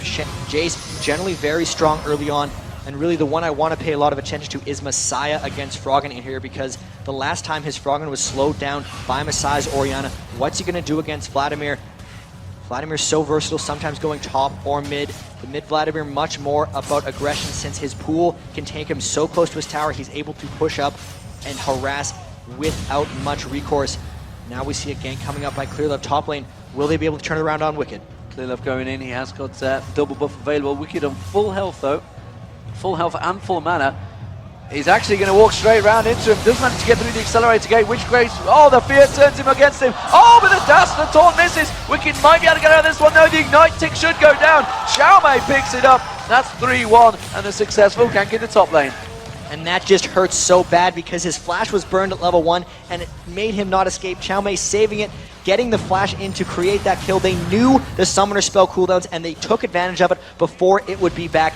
When Nocturne gets his first successful gank, that is so dangerous, especially for the bottom lane, because his gank's bottom, once that paranoia darkness comes up, is so scary. So Froggen back in that mid lane against Misaya. And we've seen a Vlad mid last time. He's definitely always going to try and interrupt Froggen. He's not going to let him sit and farm. Is that just Froggen baiting him though with the lay waste? I think he may well have been. And Misaya, we saw Vlad mid, and they struggled early on. I'm trying to think who it was against. I'm sure someone with the stats would be able to tell me, but it was definitely a struggle for Vlad mid. I can't remember. It's against, Misaya especially already against Karthus. Is down in minion kills. I think Vladimir should be able to get aggressive on him, however, especially Misaya. I don't see that being a bad matchup. He can pool under and even dodge the Karthus ultimate in the right situation. I think he can. I should actually know that. I'm sorry, guys. We'll see it the first time it happens. Snoopeh trying to clear his jungle up here now. Well, we said no disaster for Snoopeh early, though, is the great thing. Last game, he was very far behind early on. This game, he is sticking to it, even though he hasn't pulled off a successful gank yet. Clearlove in the bottom lane, snuck his way into that bottom bushes, waiting to get that gank. We did say, the fact that we knew it was going to be a kill lane. When you pick a Nocturne, you are going to go for kills. So far, Clearlove, it's worked out for him. He's not got his ultimate available just yet. He's some way off. In fact, he's a full level experience off that one. But I don't think Yellowpete and Krepo are going to be nervous. They're not going to push out for this one. But Weixiao, already with the kills early on, 1-0 at the moment. Went for the cloth actually early on. So instead chose to go with that. There we go. Clearlove's going to go in, and Yellowpete, well aware of that one, just backs out. Very successful in avoiding the damage. 6.5 minutes gone into this game. 3-1 already to Team WE. Snoopeh returns to lane, covering off Froggen. Froggen now has hit level 6, so ultimate will be available should they require it. Of course, don't forget the Shen at the top has also just hit level 6, so we could see those crazy 4-man dives. Wicked's going to go aggressive on Caomei here. He's going to force him back. You know he's going to go back to that tower. Has he got the damage to finish him off, though? Forcing Caomei just to back away, but he didn't burn anything. Caomei actually doesn't have flash, doesn't have ignite available just yet. Something Wickd really needs to do in this lane is keep Shen low and keep him harassed. Also stay close to him. If he keeps his E knockback for when Shen tries to ult, he'll prevent him from coming into these fights. So he needs to keep the pressure up. It's difficult when you get first blooded there, but even with that, he's up 9 minions on him, harassing him out of that lane. You can see Caomei, very defensive, smart build here. Ninja Tabby and a double Doran shield. And here, potentially, we could see something bottom. Snoopeh gets caught out with a ward. Fzzf literally walked into that tri-bush. He face-checked it first. If it had been a split-second difference, he would have gone straight into it with Snoopeh and Krepo right there, ready and waiting. Of course, Snoopeh is still not to hit 6, has had Nocturne, so neither could have used their ultimate to get in there. As it is, keep my eye. Where is Vlad going? Vlad's just going to ward out that river. So Snoopeh, they are 3-man stacking on this bottom lane. This is an unusual move from CLG. So Snoopeh is hanging around here? Is he waiting to get 6 and try and draw something out, or is he basically baiting them to maybe make an attack here? That was a curious choice. I think he was just trying to get to level 6 as fast as possible. He knew his side of the jungle was already down, so he was just trying to leech as much experience as possible. He needs to be level 6 because Clearlove is level 6 and the Shen plus Nocturne ultimates can come in at any moment. Snoopeh has to be very guarded near lanes, and in order to actually be there to defend his team, he needs that Impale, and he has to get there soon. So much of his farm is deferred to Froggen. Froggen's taking the race. He'll get this level 6 here. We need to be very careful until Snoopeh gets near one of their members. So Clearlove picking up the red buff of his own. Oh, Wickd taken very low in that top lane. The Ignite was available for Caomei. I feel he could have pushed the pressure there. But now, that means Snoopeh is going to pick up the red of his own. Froggen comes around, gets that lane tax, does pick up his own race. That's something we saw Misaya was really dealing with in game 1 and 2. Not to confuse things, I guess I could call it 2.1 or something, I'm not too sure. So Clearlove is actually going to take more farm than other junglers. Nocturne is very much about getting farmed. He can't defer nearly as much as something like a Skarner can. This gank is potentially coming in from bottom because they know Snoopeh's up top, so they know there cannot be a counter gank. They get any kind of Taric stun, they're going to be going in hard, but he's sitting on a ward. Taric is. Yeah, that top lane, Shen Jace has returned to lane this time, so Wickd choosing an unusual approach there, I think it's safe to say. Berserker Greaves and Vampiric Scepter. Which is really odd on Jace because Jace's W gives him 3 hits at max attack speed, so generally no one builds attack speed on Jace. He's very much looking for sustained and harass, but honestly, I don't know what he's going to do against Caomei's Shen build because that is so solid. With the double Thorn Shield, all the armor that gives him combined with the Ninja Tabby and being a resourceless champion, I don't think Wickd has the mana to out-harass Caomei. I really think Wicked's in a lot of trouble here. He's just going to try and farm it out, which you would expect is his standard approach. Meanwhile, down that bottom here, the Taric Dazzle going on towards Yellowpete. Not a great deal doing from it. Corki, of course, very versatile. Misaya getting caught out by the wall of pain there. Froggen going aggressive. Misaya trying to lifesteal his way through it, but the more damage coming out from Froggen had got Snoopeh waiting in the wings if he was required. So again, this top lane fight, as you talked about it, Wickd there, just wanting an exchange with Caomei, coming out worse off from it by the seams of it. Snoopeh now with that Oracle is going to clear out, spot that one just above Misaya. Misaya's going to try and put the damage. Nocturne ultimate going on towards Misaya on Snoopeh. Snoopeh just flashes away, so Splash Burn and the Vlad ultimate was used up there. They really wanted to get that Nocturne, that Oracle down. But keep track here, they did manage to burn his flash, and Snoopeh is still very squishy. The Nocturne ultimate will be up before Snoopeh's flash, so the next time he tries to clear a ward with an Oracle's and the Nocturne ult is up, that Nocturne ult will kill. There's a lot of aggression going down bottom. Actually, get the stun ult! Fzzf is in trouble. They are not going to have the damage. Snoopeh is close. Oh, they got the damage, surely. No, he just popped a heal and said, thank you very much. Caomei also ignited down the bottom lane. It's not going to be enough. Wickd, that often happens when Transcends from the Karthus ultimate coming out multiple lanes will try different things. They'll try and push their advantage. Snoopeh trying to get a peek in there, of course. Nothing coming from it though, and CLG look like they're going to try and force the Dragon off the back of this one. They know that Team WE have all had to back off. Good play by CLG.EU. Wickd interrupting the Shen ultimate, but the Shen ultimate saving from the damage. This is going to pull them back into it despite the 3-1 disadvantage early. They farmed in lanes, they've stayed even, and now they're pulling up in the gold. This is CLG.EU trying to get back in the game. CLG.EU grinding it back out. They seem to have dealt with those problems very well. In terms of CS, they are up in the top. They are, I'd say, up in the mid, but it's only 3 difference, but they are down again. Weixiao really proven to be a problem for Yellowpete in that bot lane. 114 CS to 81. Big difference already. And that's a lot of the Taric being fearful to Krepo's Sona. Sona's very vulnerable if people can get right on top of them, and they've been staying far enough out of harassment range before they want to hard engage, and it's done very well for them to just keep them slightly zoned. Corki's Valkyrie has a very long cooldown, so if he Valks away from one stun, he has to play super passive until his Valk's up again, and I think that's the play pattern they've been creating in the bottom lane to allow Weixiao that minion lead. Misaya farming up, being interesting with the builds. Immediately we've seen a Haunting Guise coming out from Vladimir. This is something we saw in Poland quite a bit. It's just a stacking Magic Pen build. He's going to be going Sork Shoes, potentially an Abyssal Scepter later, and your damage gets closer and closer to true damage if you can take someone to 0 magic resist. You look at Froggen, he's only got 30 MR, so with that Haunting Guise, he's already dealing true damage. Oh! Yellowpete, the Ezreal ultimate is not going to catch him, just about flicks past. Thought about going for it, backed away, tried to take it. Froggen picking up the blue buff there, but Yellowpete already taken low. Is he going to be able to sustain and stay in that lane? He has got Sona, of course, with him. And now Snoopeh is just coming up to protect it. Again, I don't think they're going to go for anything here. Snoopeh, at the moment, Skarner has not been able to pick anything up, whereas Nocturne also getting involved, has picked up a kill, or an assist, I should say.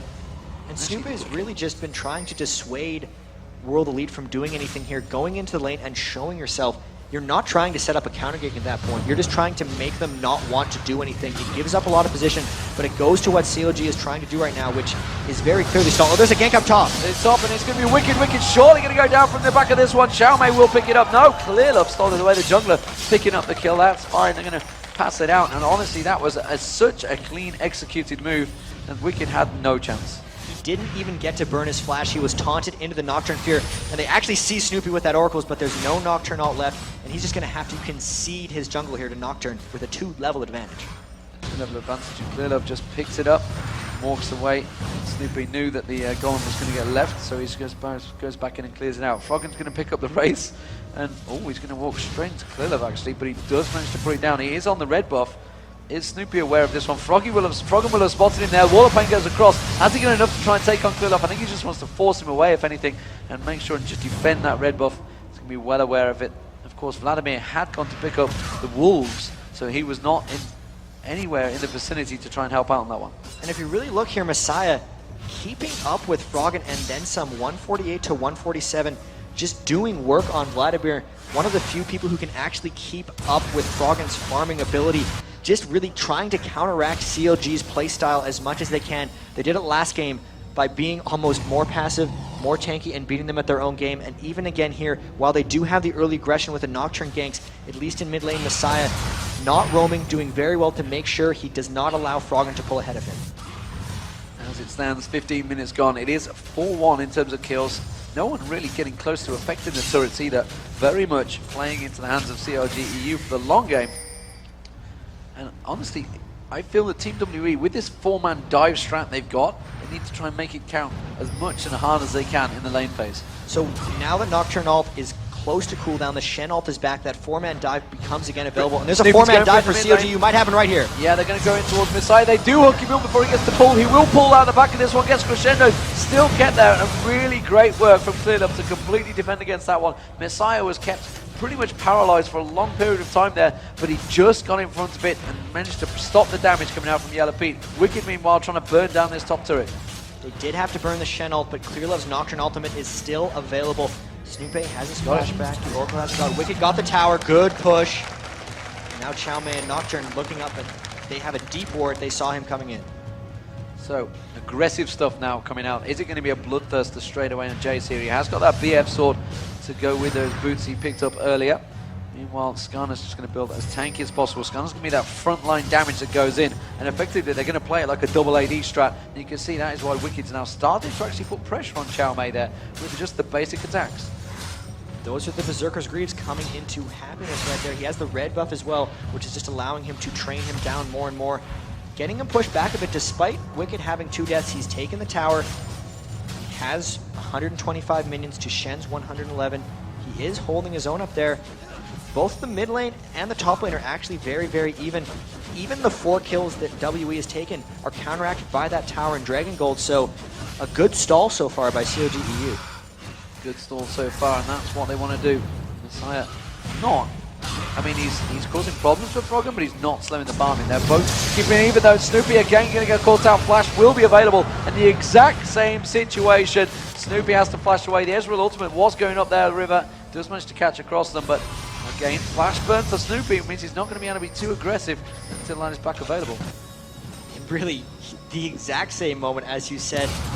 Now goes back, gets that ward. Nocturne ult still on a long cooldown. Once again, they really want to get that Oracles down, and Snoopeh's done a good job staying alive and playing safe when his flash was down. Dragon, they're clearing the ward here, Dragon. They have the timer on it. It's immediately up.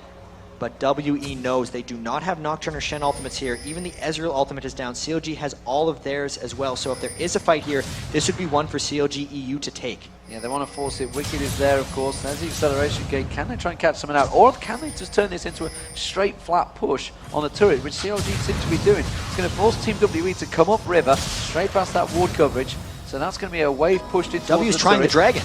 CLG going to come around though. There is the Dragon. The Dragons are already down to half health, and they forced it to reset. CLG aggression coming in. Snoopeh's going to clear out that ward he's sat on top of. And remember, there is no flash for Snoopeh, but that acceleration gate will give him that extra speed to be able to get in and hook someone. WE is trying to hold this one off right now. They're waiting for their ultimate cooldowns to come back. Ezreal's is back. Caomei's is almost close. They are pressuring mid, but right now WE is just trying to buy another 20 or so seconds. They're going bottom lane for a tower push. They're going to get that. They're going to concede. Then this is going to be a tower trade. It is going to be a tower trade. The question is, will they continue trading? It's not really the tower trade that CLG were looking for. They were quite happy to take that mid one, but didn't really want to lose that bottom one. Weixiao was there. And again, CLG getting in position. They're going to pick up the blue before they go Dragon this time around. They've got to be careful. So Froggen's going to come around. He's going to get the blue before this fight begins. Again, ward clearance begins. Very, very much cat and mouse this one. There's Weixiao with the ultimate going across, and Weixiao's going to back away.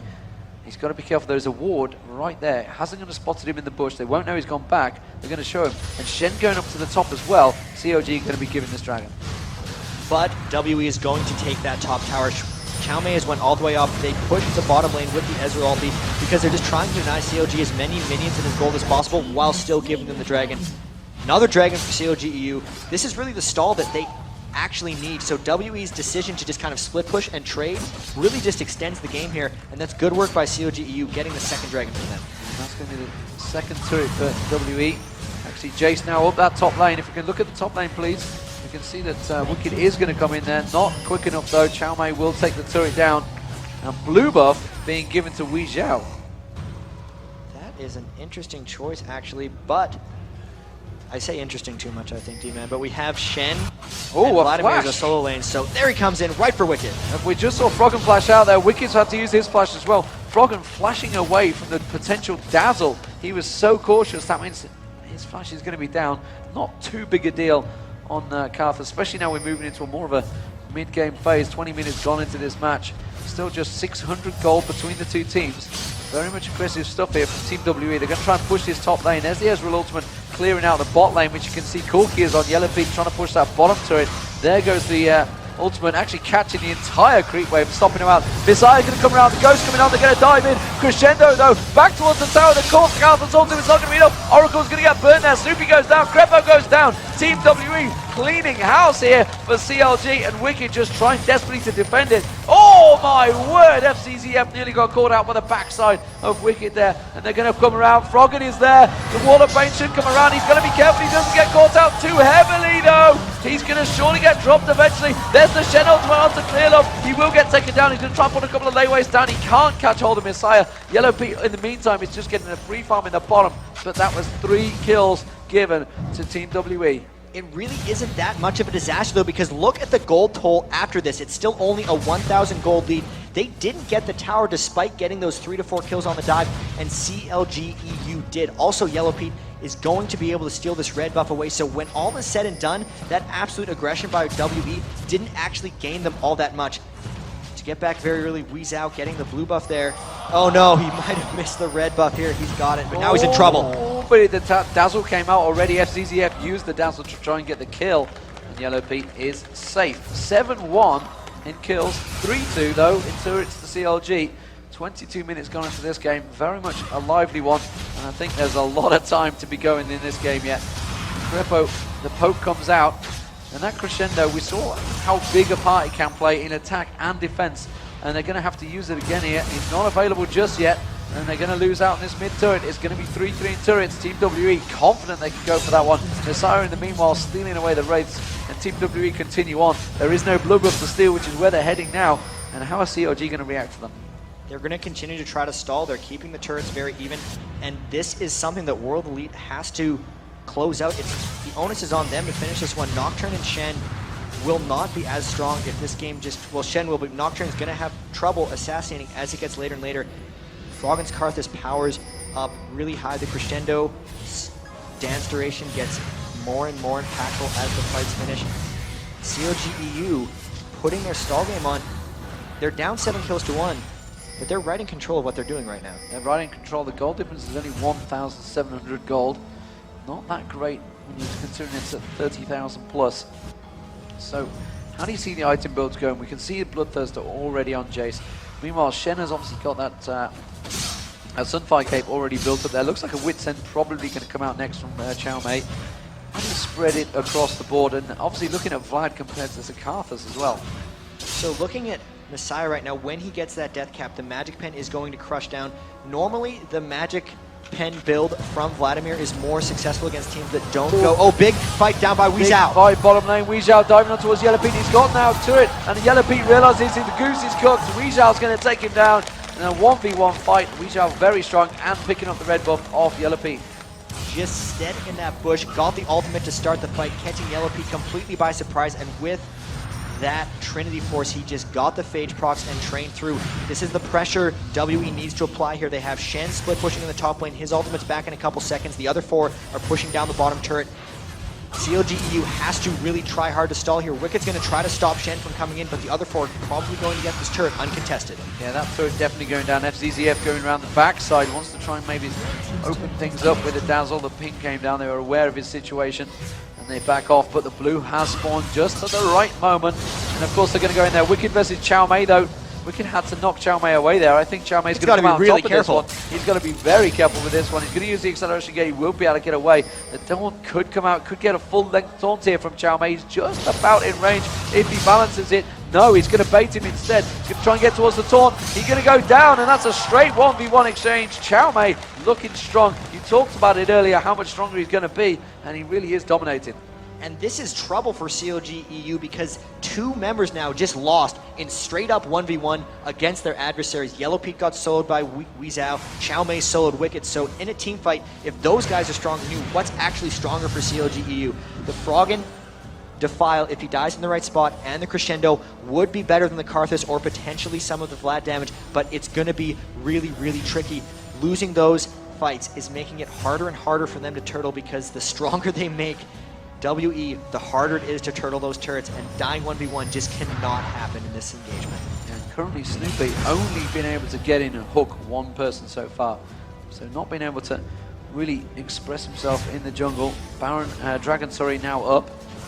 25 minutes gone, of course we could be looking at Baron. Weixiao just farming away, and look at the difference between these two. 262 CS compared to 200. Again, massively out-farming Yellowpete, and just, well, 2,000 gold difference again, just like game 1.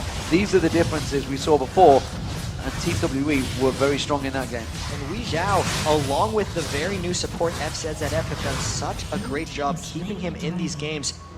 A farmed Ezreal is one of the scariest possible AD carries you can get, and this is really odd to me. He has an Aegis of the Legion on Ezreal, so he's actually going for Bruzy dueling. This might have been how he was able to take out Yellowpete. They have a double Aegis, but that's in case of a Skarner pull, in case of a Crescendo, in case Jace jumps down on him. He's not going to die. He has enough resistances. This is the first time in a competitive setting I've seen that item built on an AD carry. So we're looking like Baron is going to be started off by Team WE. No vision at the moment from CLG. You just saw it on your screen, so they have no idea this is happening. You can see CLG starting to close around. They're going to put the ward down and go, God, we're going to have to react to this one very quickly. Immediately they do react. Team WE going to peel off of the side of this one, and CLG do force them back. That Baron was taken very low though, below half health. I think you can see it's just nearly 5,000 hit points left on it, so CLG just about reacting in time. They're going to come around in towards the bottom lane. Can they force something off this one? They know that Ezreal is at the top. He's going to be teleporting back right now, so CLG going to try and drive home a 5-4 advantage. And I'm just looking at this Ezreal. He has Ninja Tabi as well, so he's all about dueling. He's just countering up against the physical damage. He's almost a bruiser now with Blinks and an AoE ultimate, which is really crazy. I want to watch how these team fights break out as CLG.EU is now trying to push in. Taric initiates, really WE's initiates all have to be flash taunt from Chen or something. They don't have something nearly as strong as the Crescendo or the Skarner poke. So CLG.EU not in a terrible position here trying to shut down. As the game gets later, they might be able to pull it out. Well, they're trying to poke comp, what we saw earlier on. And obviously it was from Team WE in the first game as well. They went very much with the poke, back and forward, back and forward. And you can see it just driving down the hit points. Clearlove's there, Fzzf. They may be able to get the turret off the back of this one. They've already forced Vlad back. Misaya's coming back now to lane. The turret already taken half the hit points. Weixiao now on the side there. They've got to be very careful to don't get caught out from that one. The ultimate already used though by Weixiao will be available very soon. That's True Shot Barrage is very much on a quick cooldown. And there we go, CLG.EU again, just driving home and trying to chip away at this turret. And it seems to be working for them. The question is, Have they left it a little bit too late? There's the conga line of minions coming in. Misaya, looks like Team WE want to go for this, and they want to try and pull something off the back of this one. And Yellowpete very cautious in getting a couple of attacks on towards that turret. And they've done a really good job, actually. Every member of their team has went back and shopped individually while the others held that turret. The fact they hadn't lost it yet is a testament to how well they're turtling here. They're just trying to get powered up before the next team fight. They're making sure their lanes are split pushing. They may just lose the tower here because Nocturne show top, or will CLG.EU be too scared of the Nocturne ult? Because an initiation could very well come out of WE here. He's off the side. He was waiting for Nocturne, waiting for Clearlove to come back there. I'm very much aware of the fact that he could be coming at the side and start initiating something there. So they all backed away from that one. Despite the fact the wave was there. The tower down to next to nothing here. Snoopeh coming around. The Wraith being picked up. Wards being used all over the map. Very much a poke game. And they're just waiting for one team to make that small mistake. It's still only a 4,000 gold advantage despite the 8 kill advantage. And here comes the team fight. They're going straight in. There's the Vladimir ultimate. They managed to catch it across two members. Yellowpete still though managed to avoid the damage. Froggen very low. And I think CLG should be able to avoid the damage off the back of this one. You can see Krepo is going to keep the speed up. There's the acceleration gate. They're going to try and push them right back in towards the turret. Are they going to follow it through? Wickid's going to try and beat them back. And I think, just like we saw Team WE, they're going to get taken one by one. Wickid's got to be very careful. You saw Clearlove and Fzzf just up to the side there, trying to pick through. That's where we saw some crazy Blizzard hooks earlier on. So now they're trying to poke back down. Even in the previous game when team fights were even, WE would always try to push off the back of them. Now CLG.EU all having to go to shop. WE has a giant wave pushing in the bottom. They need to clear that, otherwise they're going to take a tower. Someone's going to have to go back and finish that. That's going to give CLG some breathing room to try to get back here. And the stalling is working out very well. They're scouting the Baron buff here. This is really just CLG's classic stall. Yeah, Wickd getting an attack on the Baron, causing Fzzf to take the damage. That bottom lane wave has been dealt with. And Weixiao, we saw stealing away the blue buff as well on your screens. 30 minutes gone in this game, and it is a 5,000 gold difference. Team WE already 1-0 up, looking like they are strong favourites to make it into the semi-finals versus Azubu Frost, but do not rule CLG.EU out. Rule them out at your peril. Moscow 5 did it once, and they were on the back end of a hiding. And honestly, as it is, Team WE, they have the power, but they are just getting poked and driven back by CLG.EU constantly here. They've got to be careful they don't get caught out, like something like Weixiao right now, just taunting, flirting with Snoopeh, saying, come on, hook me. And now they're poking down the mid lane again. We saw in the last fight, WE tried the full-on engage, and CLG could completely disengage. So right now, that's a good spot for CLG to be in. The fact that if they don't want to fight, they've proven they don't have to. They have enough disengagement, and WE doesn't have strong enough stick. So really, they get to pick their fights, even though they're behind a bit. The main force here for WE in that situation would have to be a Baron. You need to make CLG come to them. It's just with their lead being so minor here, only about 5,000 gold, is that enough? Is it worthwhile to put yourself in the back of Baron? And they're taking that mid tower, closing it even closer. Well, Team WE were nowhere near reacting to that one. So we're all squaring towers, 4-4. And that's Weixiao picking up the second blue buff. So he's taking them all. That's getting somewhat greedy, some might feel, but he's definitely going to have that one. The split push, of course, down the bottom, you can see Caomei. The dragon will be available any second, but Caomei just driving it home, continuing to push on. There comes Wickd to try and head him off. Just stop things, which may mean they'll force something elsewhere. And wow, look at Wickd, get the exchange coming out there. There is a huge creep wave though that Wickd will be able to farm off the back of. Froggen having to use that wall of pain to keep them at bay from Yellowpete. And it's looking like a two-man Baron. They're trying to do it here. They have Fzzf, and Weixiao doesn't have a whole bunch of damage because of his very defensive build, but CLG.EU is trying to scout it. Looks like Snoopeh is going to pop over with the ward, and this might not work out for them. Well, he has put the ward down. Are they going to risk it? No. It's definitely a wise choice to back away from that one. But meanwhile, Wickd and Weixiao and Caomei, sorry, very much an even exchange now. We'll see the damage that he managed to put down on him. But again, Shen, he needs to keep him occupied. This is what you talked about. He needs to keep him busy, keep him fighting. That way he can't use his ultimate to come across. He can't get in there, and that's what prevented them. Instead, he's going to pick up the dragon as a booby prize. They have the pressure here, and that was a pretty good duel actually by Wickd. Shen's build has not quite progressed. Wicked's very squishy. The fact that he's not getting beaten by Shen anymore is a good sign for CLG. When he was getting 1v1'd earlier, that would be the end of it, because if you need to send 2 members for Shen, that pretty much just ends the game for you. Weixiao needs to get that last Whisper finished. He's went with an immensely defensive build thus far, and that might be hurting them slightly in these fights since CLG is all about disengaging and isn't actually fighting back.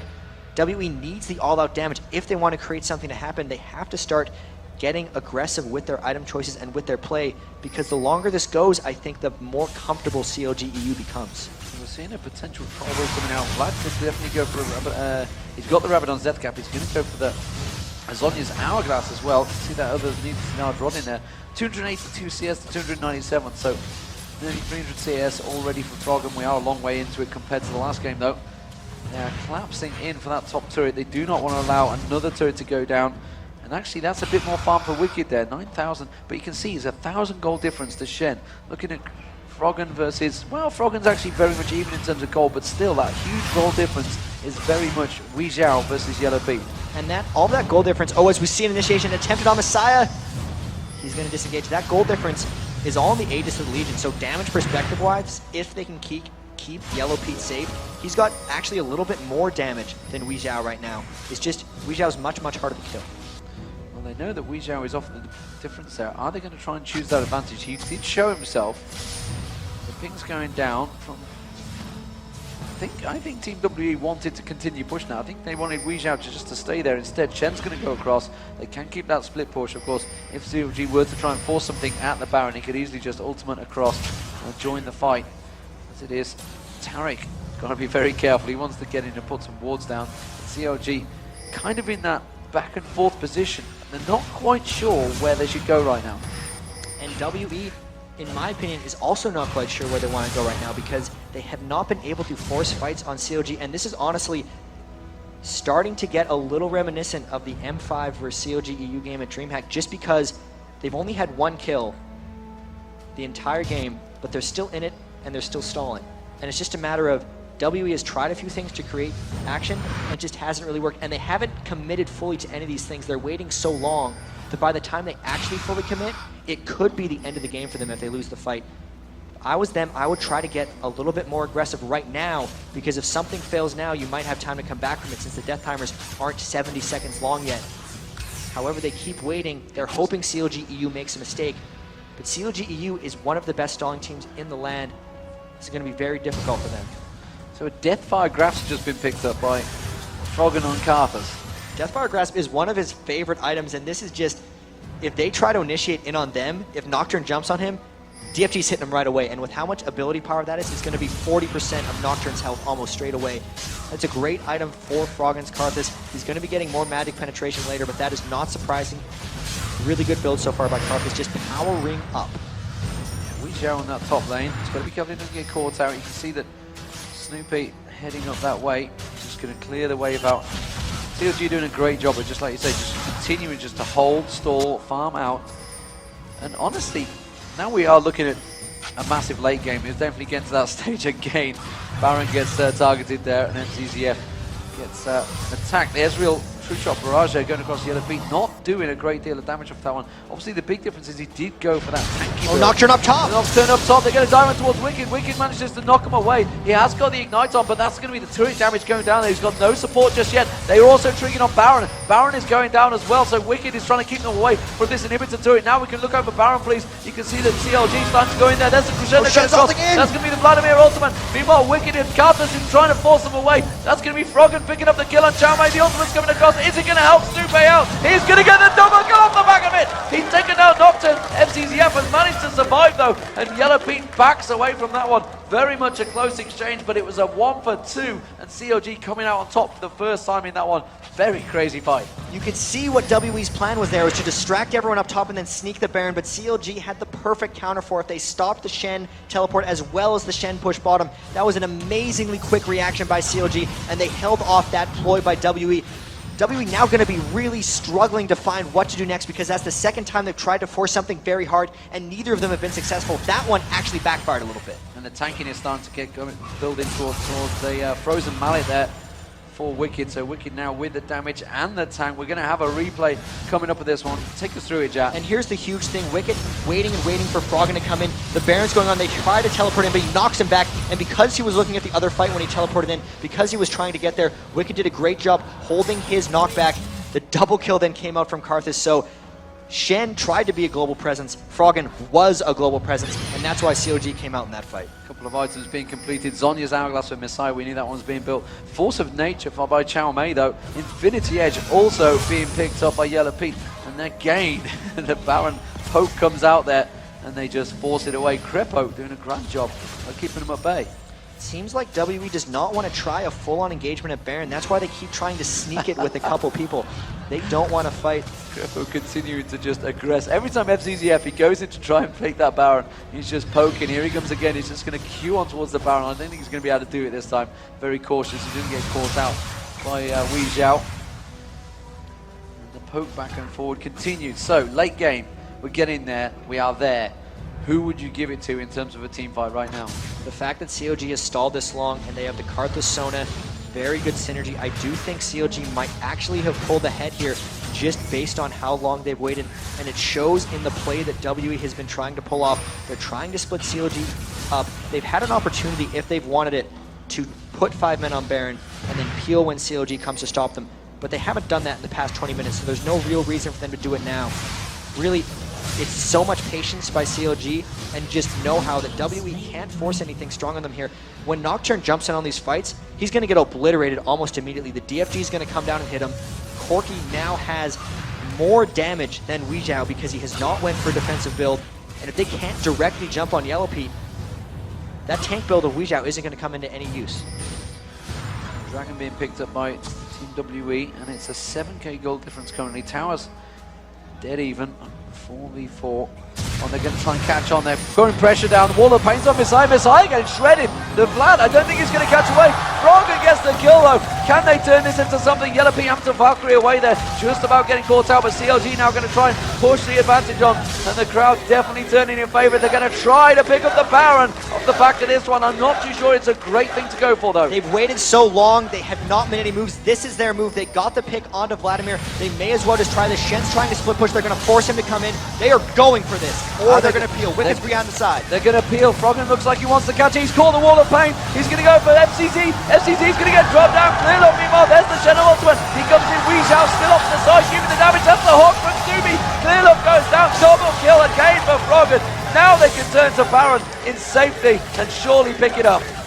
They're still potentially going to try to stall, but that was an amazing peel. They got the Karthus well down. They have the initiation. WE clearly does not because they are not fighting on their own terms here. CLG trying to get it. Ezra's going to try to come in and steal with his ultimate, but that is not even going to be close. That was for harass. Here comes CLG.EU now. The stall has happened 40 minutes into the game. They've gotten 5 of the last 6 kills. They're in control. Yellowpete's going aggressive there. He wants to catch out Weixiao. I'm not too sure if Weixiao is actually sticking around, you know. He wants to still get aggressive on this one. Look at the damage he's still trying to put out to them. Not too sure that's the wisest thing in a 2-on-1 situation, but they do manage to harass. They've taken the inhibitor turret there. Very nicely done by Caomei. Picking up off the back of that one. There's a flash comes out. That's a cleanse. I think that was a quick silver slash actually from Weixiao there, but Snoopeh might be able to hook onto him. Instead, they spot in the middle of Misaya coming round. Misaya's trying to close in. Yellowpete, he's had the ultimate down on Misaya. How much damage will that tick up? Oh, that chunked him down, but it was not to be. They pulled off at the right moment. Now the counter aggression is potentially on. It seems like WE is a bit lost though. Their disorganization in these last few bits have cost them. They're now trying to regroup. They need to keep their composure. That delay may have put them a bit on tilt. They haven't been able to finish this here. They get another turret, so the gold advantage is still in their favor, but CLG has the Baron buff. They are still up inhibitors. Having that inhibitor open does give WE some access to the base, but they lose team fights at this point. This has been shown, so CLG actually in control despite the positioning on the map.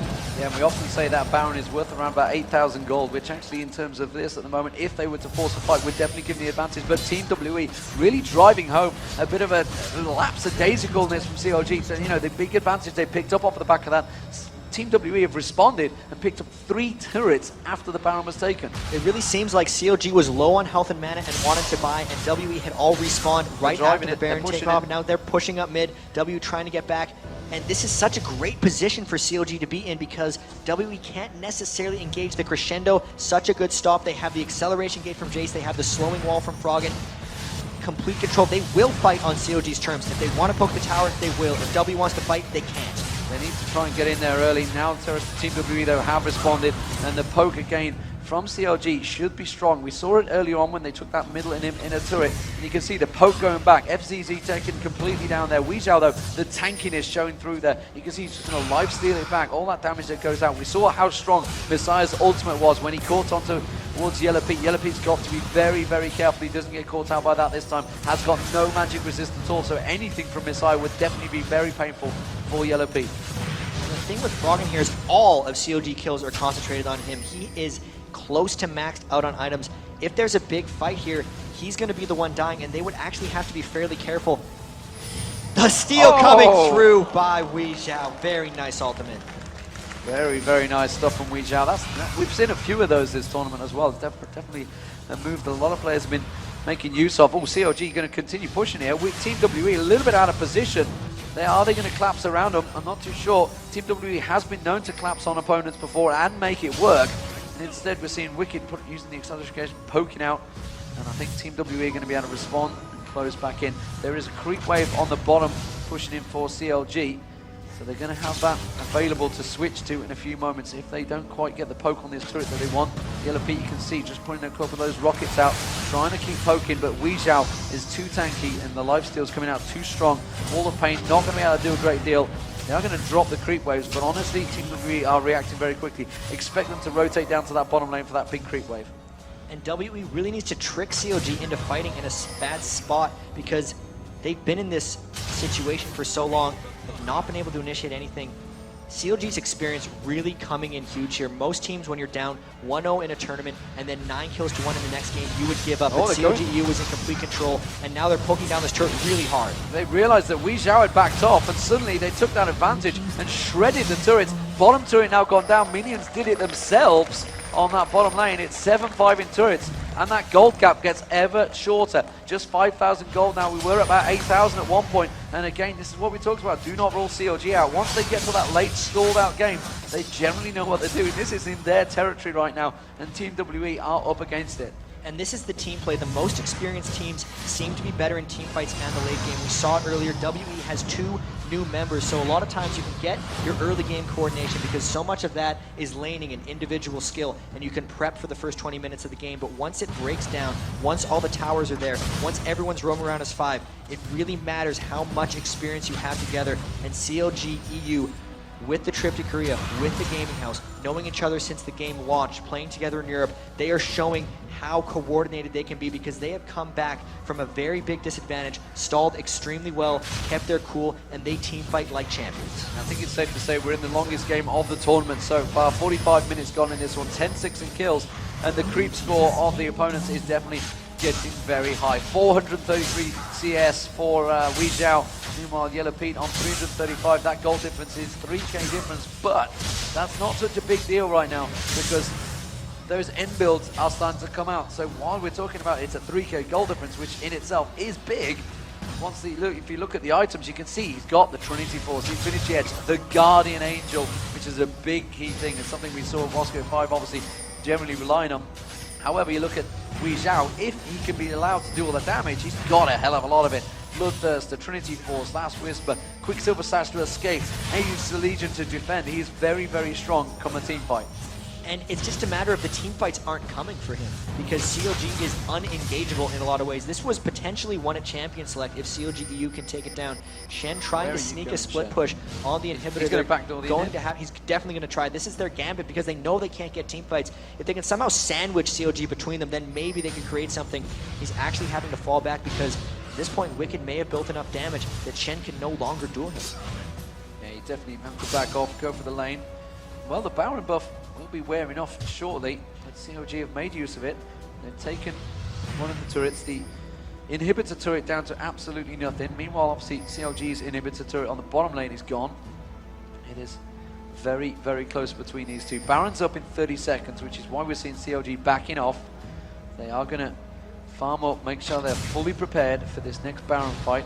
And you can see Team WE have already backed off as well, so they're getting prepared for it. So the next fight is definitely going to be a game changer. This is going to be the turning point really for both teams because previous Barons have been World Elite poking around and having the advantage while trying to split push, but this time it's now CLG.EU who has the upper hand. You don't see it in the gold, you don't see it in the kills, but you see it in the way the teams are playing, because all of the pressure and control is in the hands of Froggen's team. So here, they're poking down. The Shen split push is now forcing something. It's going to be a matter of CLG having to force something or send him back, because otherwise they're going to lose this backdoor inhibitor. He's on the inhibitor. Shen is going to be working on it. We can see CLG going to push their own inhibitor.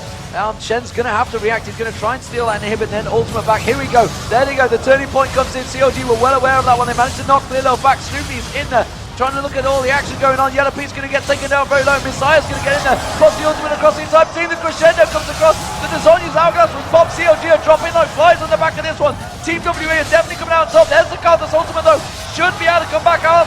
Doesn't pick up the kill. Misaya and Wickd in there. But Caomei comes back. Guardian Angel comes back. He takes down Krepo. Just the last man. Krepo manages to get the kill. Yellowpete very low. Caomei should be able to get a taunt on him. He's got the help of his support. Ever the support is there, and it's a 3-on-4 exchange. CLG coming out on top. More importantly, the AD carry alive, and they're gonna take that inhibitor down. The first big play there by CLG.EU, pushing into the base. The fans chanting CLG behind us. Everyone's gonna be rezzing after this. They can't go for a two-man Baron. The one inhib for the other. Shen, Caomei's trying to push back a bit. That inhibitor, still full health. He could not get very started on it. Did not get started on it, but Caomei definitely farming up like a pro, but yeah, he couldn't get involved in it.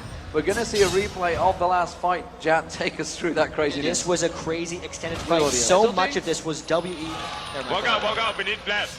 I'm going for Vlad this side. I'm running on for Vlad. I'm going for Vlad. Vlad. I have HQ. That's right. We need Ezreal down and fighting. I can't kill this, I cannot kill this. Keep for this. He's down! Yes! Shen! Tarek!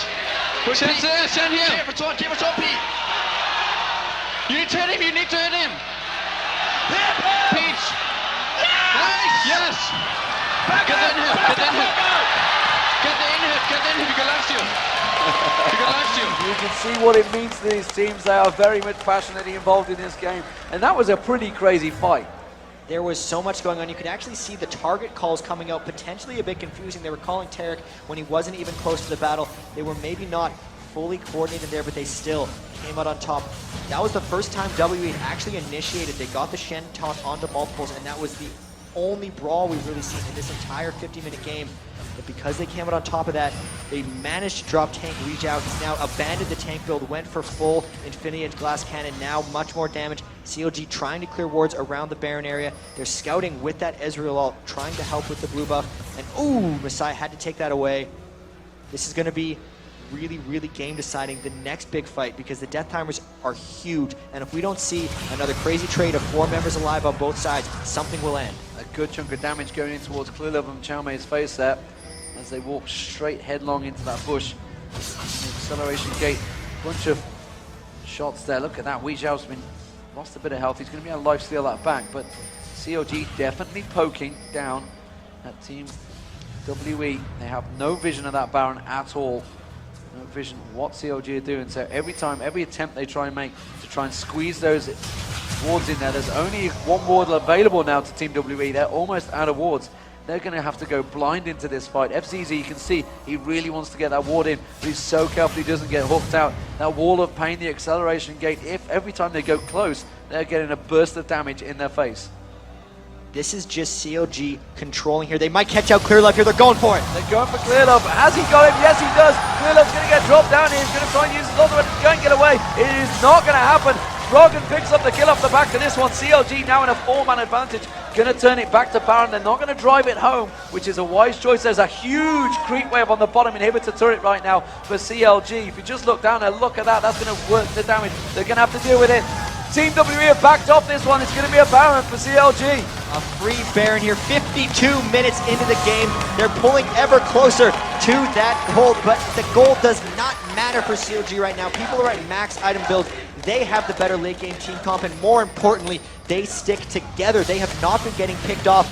WE has been getting picked off. They're pushing down these turrets now.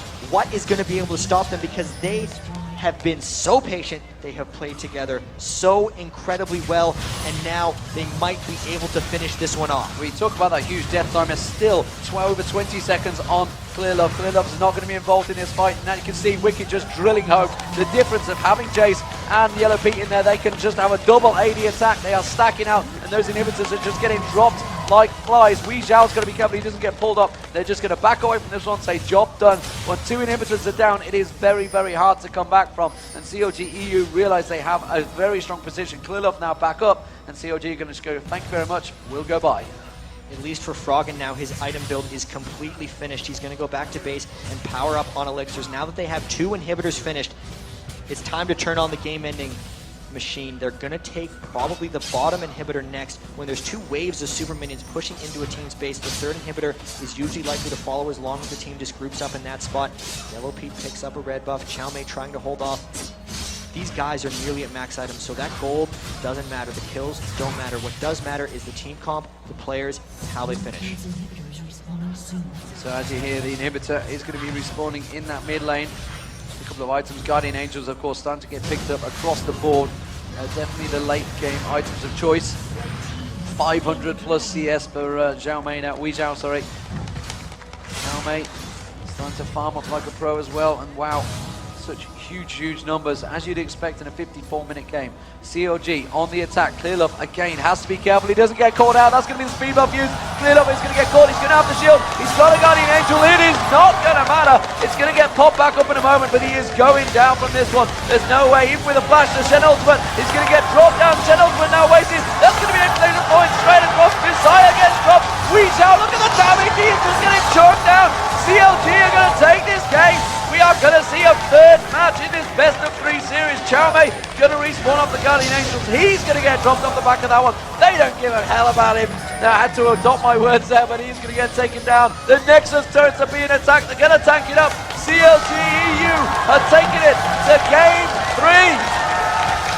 And finally, at the end of it, they do come ahead on kills and on goals, so this is incredible. The crowd are on the feet. The team are on the front feet, and CLG, you see what it means to them. The crowd are chanting their name, and that's got to feel good. After such a long delay, Jack, the mindset of both these sets of players is really going to be affected. After a 55-minute match there, 13-14 at the end. In fact, the gold advantage became CLG's just at the end of it, and Team WE, they've got to be careful they're not too deflated on the back of that. You can see Froggen shouting in-game and outside of it. They are so charged right now. And when we saw this is honestly, even though it wasn't 70 minutes, very reminiscent of CLG's play at DreamHack against Moscow 5. Being down 8 or 9 kills and then just coming out on top. After they did that to Moscow 5, they'd won the tournament. Like you saw, Moscow 5 was dejected. They were up so far and they couldn't finish. World Elite can't make the same mistake. They have to get back into the game here because winning a game in that fashion can be demoralizing to the enemy. They seemingly had everything in control.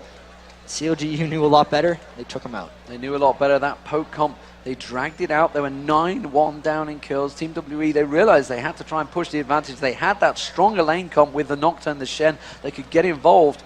But CLG, they are well wise to those tricks. And they did manage to drag it out. So the very first best of 3 here, the 3rd match game will be coming up. We're going to have a replay, though, of that final push. And we're going to hear how crazy it gets for CLG. No tower.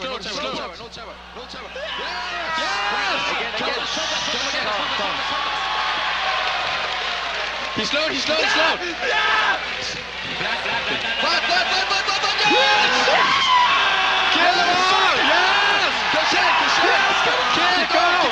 Keep going!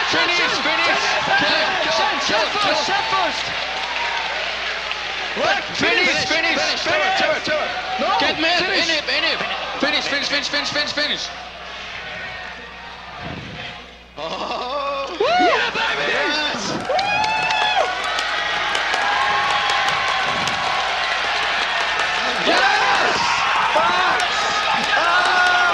Yes! Oh, Yellowpete, forever the German, just not emotional at all, just sat there. It's like, I'm just going to finish the game. You guys celebrate, I'm just attacking the Nexus. I've got to make sure my basic attacks hit perfectly. But wow, I mean, How do you respond to the reactions of Froggen? I think that's how every CLG fan out there felt. Every CLG fan was just screaming, yes, yes, every time they came back in those fights, even from the 9-1, who just like, they can do it again. I've seen this before. And you could tell they believed it that whole time. After the game, they've turned tournaments like this before. And also Clearlove in these situations, one of the newest members of the team, especially a young team like this for World Elite. How did they react to that? Because CLG.EU was together, they are charged, screaming in unison there at the end. They're in good shape coming into Game 3. And that, I mean, the catch out in the middle wasn't so bad. Yes, it happens. But the one in the bottom, that is low level play. You know, getting caught out so far in that bottom lane by the opposition when you've got no vision of them. It's what happens when you play after an hour-long delay or whatever that was in a 60-minute game. The mental fatigue really starts to hit you, and that might have been happening for World Elite. They have to reset here because there's no way Clearlove would make that mistake normally, but I think under the circumstances, under the pressure, under the mental pressure he is under, it's just, it happens, and they can't let it happen in Game 3. They cannot let it happen in Game 3. Let's just have a look through some of those scores. 8-2-6 for Froggen, very much in control of the situation. But again, the farming was very, very close between these. In the lane phase, it was massive compared to, you know, WE. Weixiao, again, out-farming Yellowpete. That's something they've still got to be concerned of. And Weixiao may have had the highest minion score in the entire tournament thus far. 513. Rivington III here, coming to you live from USC's Galen Center in Los Angeles. Guys, let's take a moment to go behind the scenes and just see what's going into the production of the World Finals. Right now, the Grand Final stage in the process of being built in preparation for the League of Legends Season 2 World Finals. It's quite to see because over 80,000 pounds of equipment is being hoisted over this stage to shine down on players and fans alike as we see them battle it out to call themselves the #1 team in League of Legends. Ladies and gentlemen, there is still one more epic matchup between CounterLogic Europe and Team WE. This matchup is going to be before our two epic semifinal matchups that will decide which teams will be battling it out on the World Final stage just behind me on Saturday here at the Galen Center. Ladies and gentlemen, the conclusion to the Season 2 Championship playoffs begin now.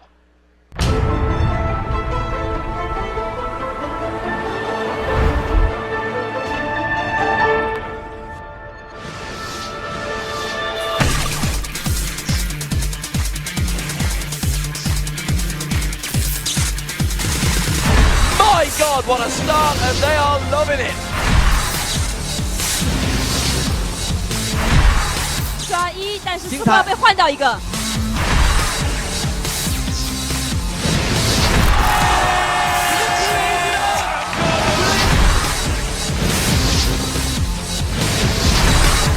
This is insane. Securing themselves into the World Championship. One more shot to go. The next is full.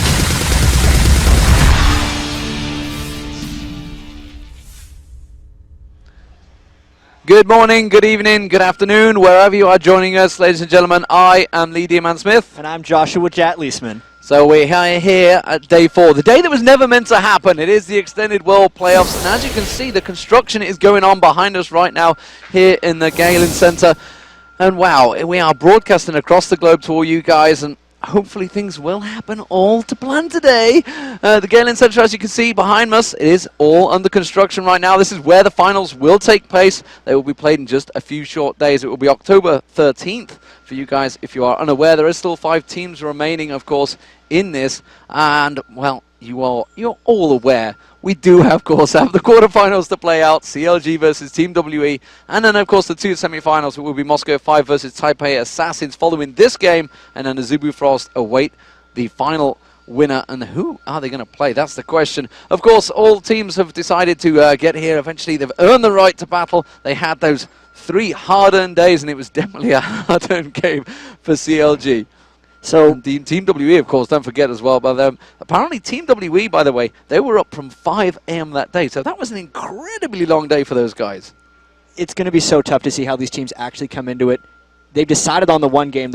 They couldn't quite agree on the necessary things, so it ended up defaulting there. One team wanted a new coin flip. CLG didn't want that, so they finally decided on blue side for CLG, one final match. Yeah, just straight up one game. And that's in itself, that's a dangerous, dangerous thing to do. Yeah. I mean thanks. Thanks, Chad. That's all you're going to leave me with. Because, you know, they could come into this with some just solid cheese strats. I mean, everybody's been talking about the cheese strats. They could just throw just some scary level 1 fight that just turns in their favor. Either team, of course, no particular team, either team could do this. We've seen CLG with level 1 fights. We've seen Team WE with level 1 fights. They could just go straight full on cheese and win this game. And even Krepo said it's going to be one game, time to bring out the cheese. We've yet to see any of it from CLG. It's strange, though, because they were very limiting in their practice partners coming up to this, saying, we want to save our strategies. Even though it seems to us it's someone's going to know that you're going to try to play long game and stall. It's all of that. What are they actually hiding? If they're hiding something, if they are, now's the time to bring it out. Yeah, so without further ado, let's get into the game. Let's get on with this. So, you are going to get to see our mocked up backstage. Obviously, we wanted to do this when we were at LA Live. It did not happen. We had the 2 games, though. Let's get this 3rd game underway. So, playing as the blue team, it is CLG.EU.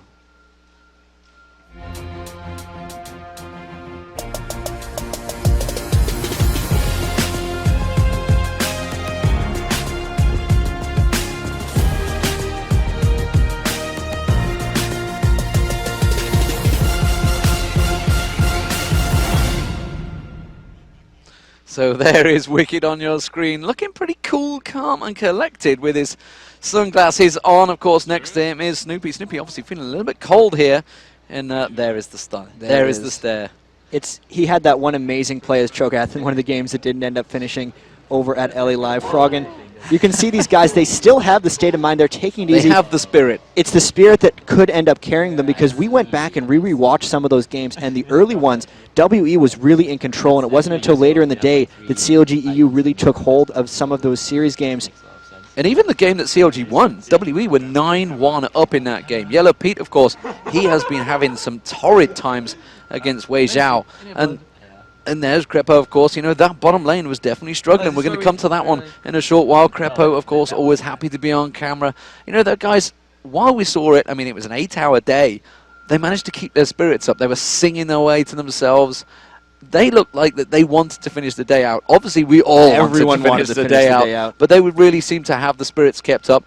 We've obviously seen them. They've been at the Riot offices throughout the week. Both teams, all the teams have been there. The remaining teams, they've all been sat practicing. As far as I'm aware, CLG have been practicing with Taipei Assassins, though, which in itself may lend a benefit to either team. I mean, we don't know how the tournament's going to play out yet. That could actually be dangerous if they were to both make it to the final. But that's a long, long way ahead, Jat. It really is. And CLG, they stopped WE from being able to initiate fights on them in most of it. And so much of that, I think, was from WE having their main practice partners being Invictus Gaming. We just look at the group stage, the way Invictus played. They were all about just diving in, creating fights for them. And as soon as they didn't have that to play against, it seemed like they got lost a little bit. But now WE's had so long, in a sense, 3-day break from not being able to start fights. Have they figured out how to start fights? And really, we're going to see pretty soon here. Yeah, so let's check out. As the red team, it is going to be Team WE from China.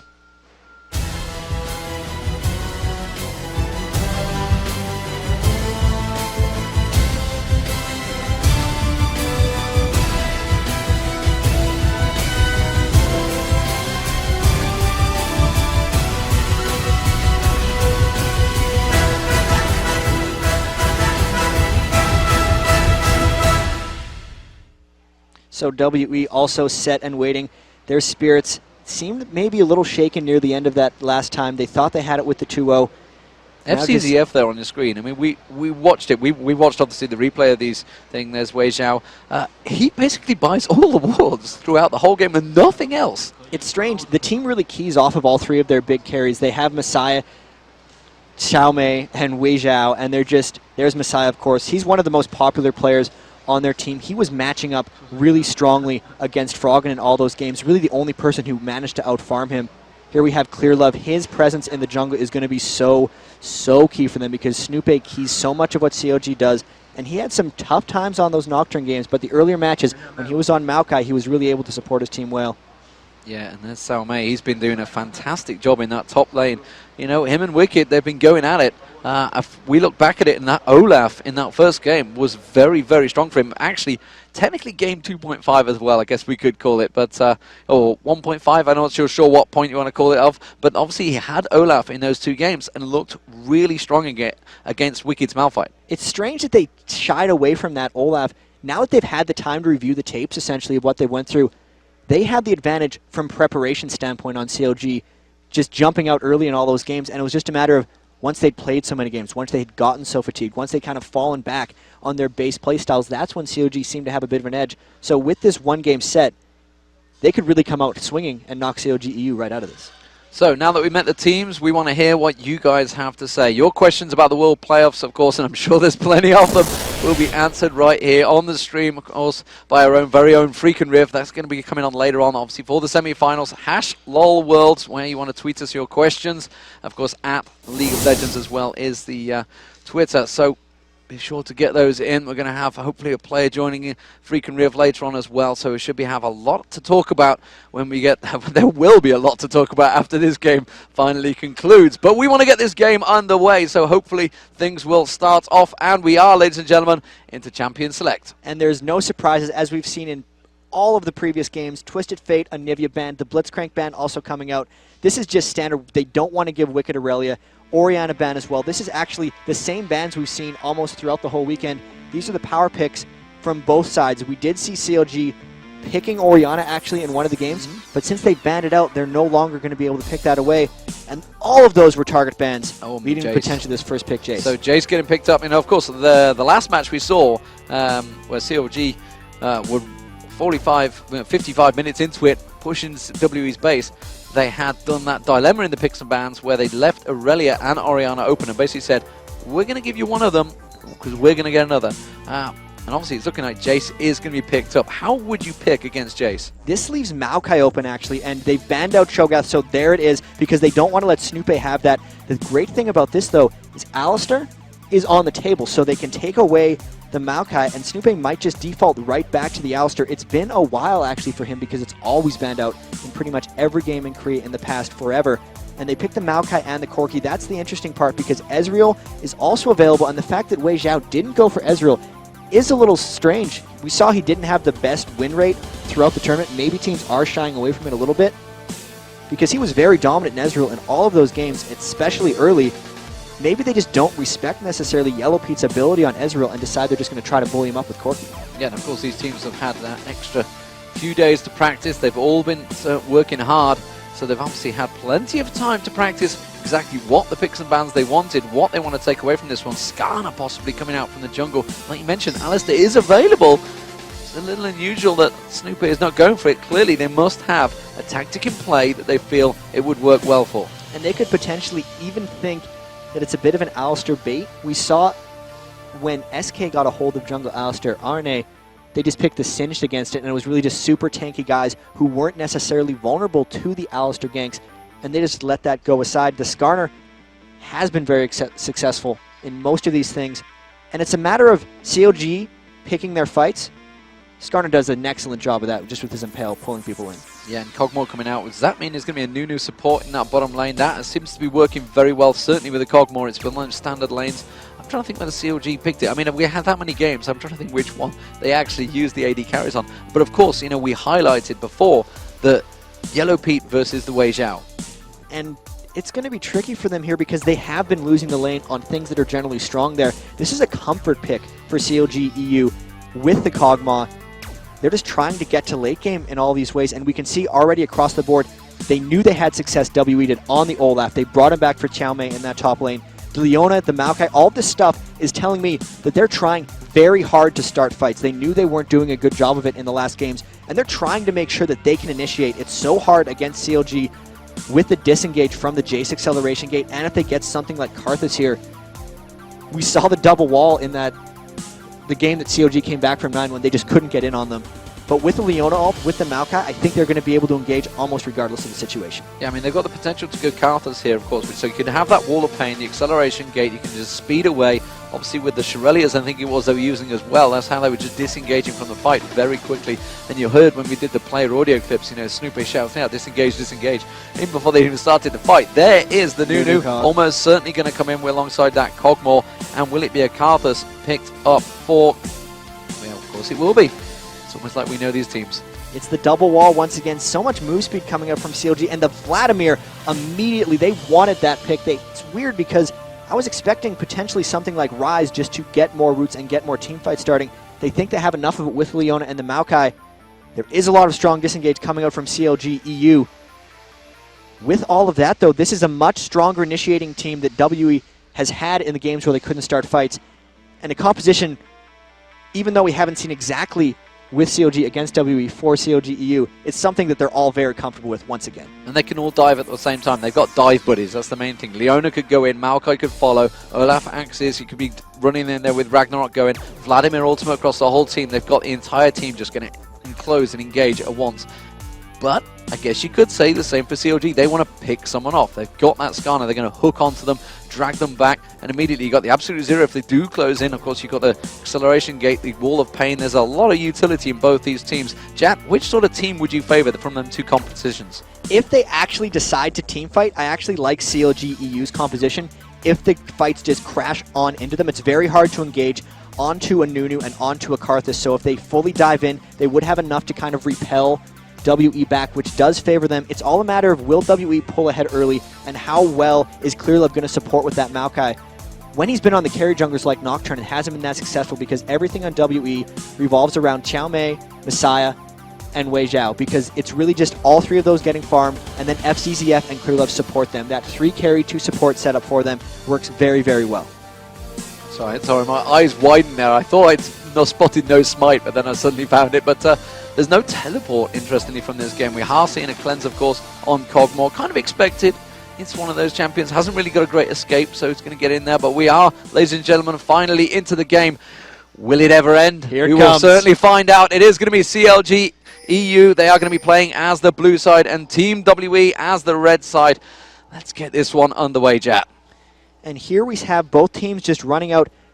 There was the one clash we saw in there. I'm almost going to call it an epic 5-game set that we had over at LA Live. There was just the one time they actually fought at level 1. They've now had 3 days to prepare. Do they come out with anything special here at very early stages of this game? There's a defensive formation coming from WE. They put the Maokai saplings off. That did pop.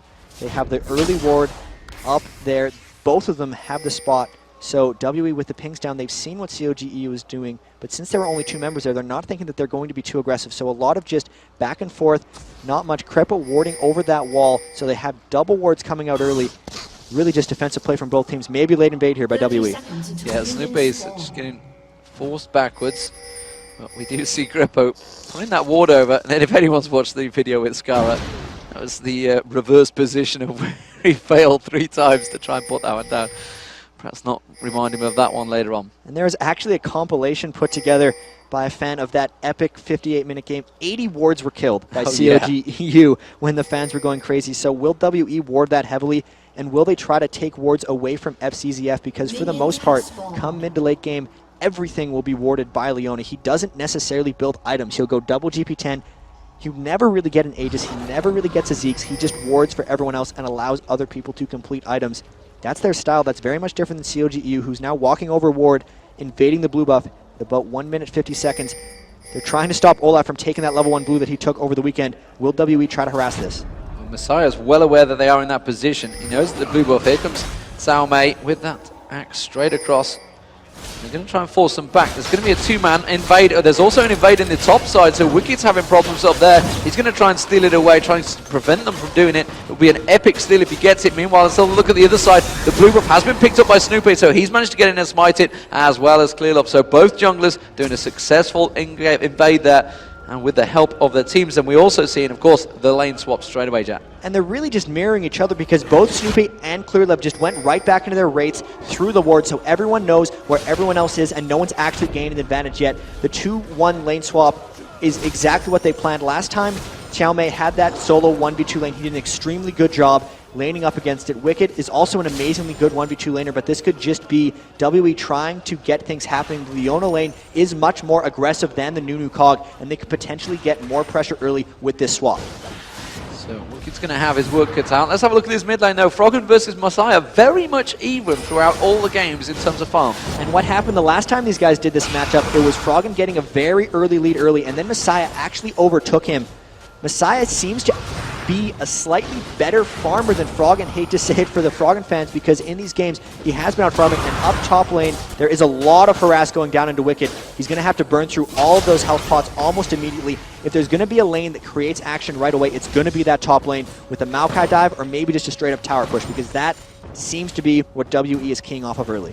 Yeah, just 6 and 5 CS in those very, very difficult 2v1 lanes. We are well aware how hard they are, but you can see Olaf still got those 2 health pots. Meanwhile, Jace and Wickd has already burnt through a lot of them. So they're going to push the tower, but the problem is Wicked's had no damage done to his tower at the moment. If we can look down the bottom tower, I'm pretty sure we can see Yellowpete is starting to burn it down. He's going to have a lot more damage going down onto that turret. As soon as he can put it down there, you can see Caomei. Caomei's trying to cause as many problems as he can. Would you believe it? We have a pause already. Well, and we're in the dark as requested. Wow. Yeah. Well, we didn't like the lights on us during the game. We didn't like the lights on us during the game, and now we're in the dark. And you can still see, though, you know, which proves we are live. The construction going on behind us. These things happen. And as the moment the pause comes in, I can only imagine the players have asked for something in there. But, Jan, I mean, how do you assess the situation straight away? Very early on, it's actually just a bunch of trading back and forth. They're just splitting up objectives. We saw the blue steals, and then both the junglers really just finishing off. There's the lights. And I still think Wicked's in trouble. He burned through all those health pots. I think Caomei is going to be able to keep his tower successfully saved. The axe spam, the undertow with him being pushed up against his tower, clears the way very quickly. I don't think the Nunu Cog can get very aggressive on him until maybe level 7 or 8. And that's just a matter of them. And we're actually back into the game. The pause is done. That was a quick, just small audio issue that they've solved already. Not the 2-hour delay we had earlier. And here we are back into the game. Let's see what happens. It's just a team comms issue, so we are back live once again. As you can see, straight back into the game. 4 minutes gone. And really, the difference being Team WE slightly farming better. Snoopeh is going to come up, and he's going to walk straight across that ward. He's going to get spotted. In fact, I think he's already probably been told by Wickd, don't bother. There is a ward there, so we're going to keep a close eye on the farm between these lanes, because Weixiao has been farming out quite successfully more than Wickd, and you can see he's already got that 7 CS difference. And going down, everyone on WE, in the games they won, and even some of the games they lost, they were out farming CLG.EU early, and they have to win the early game, because when they don't, we know CLG is going to be able to just hold the fight off, and here could be that 3-man gank that we thought might come early. This could be action. Wickd, low health, does have flash and heal, so they have to get Ignite down on him early if they're going to try to do this dive. But they could very well, the creeps are not quite lining up. This is going to be a monstrous wave when it does hit the tower, and Wickd doesn't really see this coming. Clearlove trying to throw down some scouts, making sure that CLG doesn't know this coming, and they don't. They're slowly pushing this wave into the tower. Wickd going to be in a lot of trouble. They're going to try to start this off with the Leona dive. She's going to get her armor aura up, try to take the first hit. If they do that right, they're going to get a kill. So here they go, Leona comes around, Clearlove shows himself, they're going to twist it in advance, he's going to drop without any choice whatsoever. He's still not gone down, finally does go down there. And you can see Fzzf taking a lot of damage, but it certainly was not enough. And a very, very successful gank from Team WE. So well executed. The Leona, they got the Ignite down, they made it so his heal didn't matter, CLG was not on the case. First blood, and they're going to get some tower damage out of this. Also, Snoopeh's map presence is gone, so they know exactly where he is. They do not have to worry about ganks. That's a very strong early move, and they might try to dive Snoopeh too. Same tactic. They're doing the exact same thing, and Snoopeh's surely going to go down. He's going to try and catch up to Fzzf, and he flashes out of the tower damage. Beautifully executed by Team WE. No! It's going to be Froggen with the ultimate. He will pick up that kill off the back of that one, but it does mean he's burnt that ultimate, but it's a saving grace there. It also gives the assist, of course, to Snoopeh. Really clutch, hitting 6 barely at the right time before he could pop off that Requiem, and that is something WE didn't quite account for. They would have been able to trade Tower Egg or slightly better if they'd realized he'd hit level 6. That's a potential miscommunication, but that's still a good thing for them. Getting the kill onto Snoopeh will... Actually, that didn't set him back much. It allowed him to complete that Philosopher's Stone. That was a good thing for CLG, actually, that they traded that kill with the Snoopeh dive. Yeah, they had to get that final kill, and like you say, it does give Snoopeh a little bit of Philosopher's Stone. Meanwhile, the two ADs very much even in gold, but of course that 1-0-1 gives Weixiao a huge advantage. He's already gone back to base. You can see 2,200 gold to 1,750. Big difference, and he's already picked up the phase there off the back of that one, as well as the Dawn's Blade. This is going to be a very painful lane for Wickd. They're going to have to provide him a lot of support. You can see Snoopeh already on the left side of his jungle. They need to be aware of what could happen to him here. They have the ward up in the top river. They could continue to dive here with Clearlove, and they're putting deep wards and trying to catch off Snoopeh. They do see him in the jungle, so they might know what's coming. Wickd, much caution here. They're going for another blue steal. Yeah, the blue steal perfectly timed by Team W. Remember, they picked it up on the first time, and their blue, however, because Snoopeh is in that jungle, is very much safe. You see Olaf has backed away there. Snoopeh's going to get caught out. Twisted advance. That's going to be the Vladimir ultimate. Snoopeh will drop off the back of this one. He's just about surviving. Finally, you see the ultimate proccing off them from Misaya. He gets the kill, and they are going to back away from this one.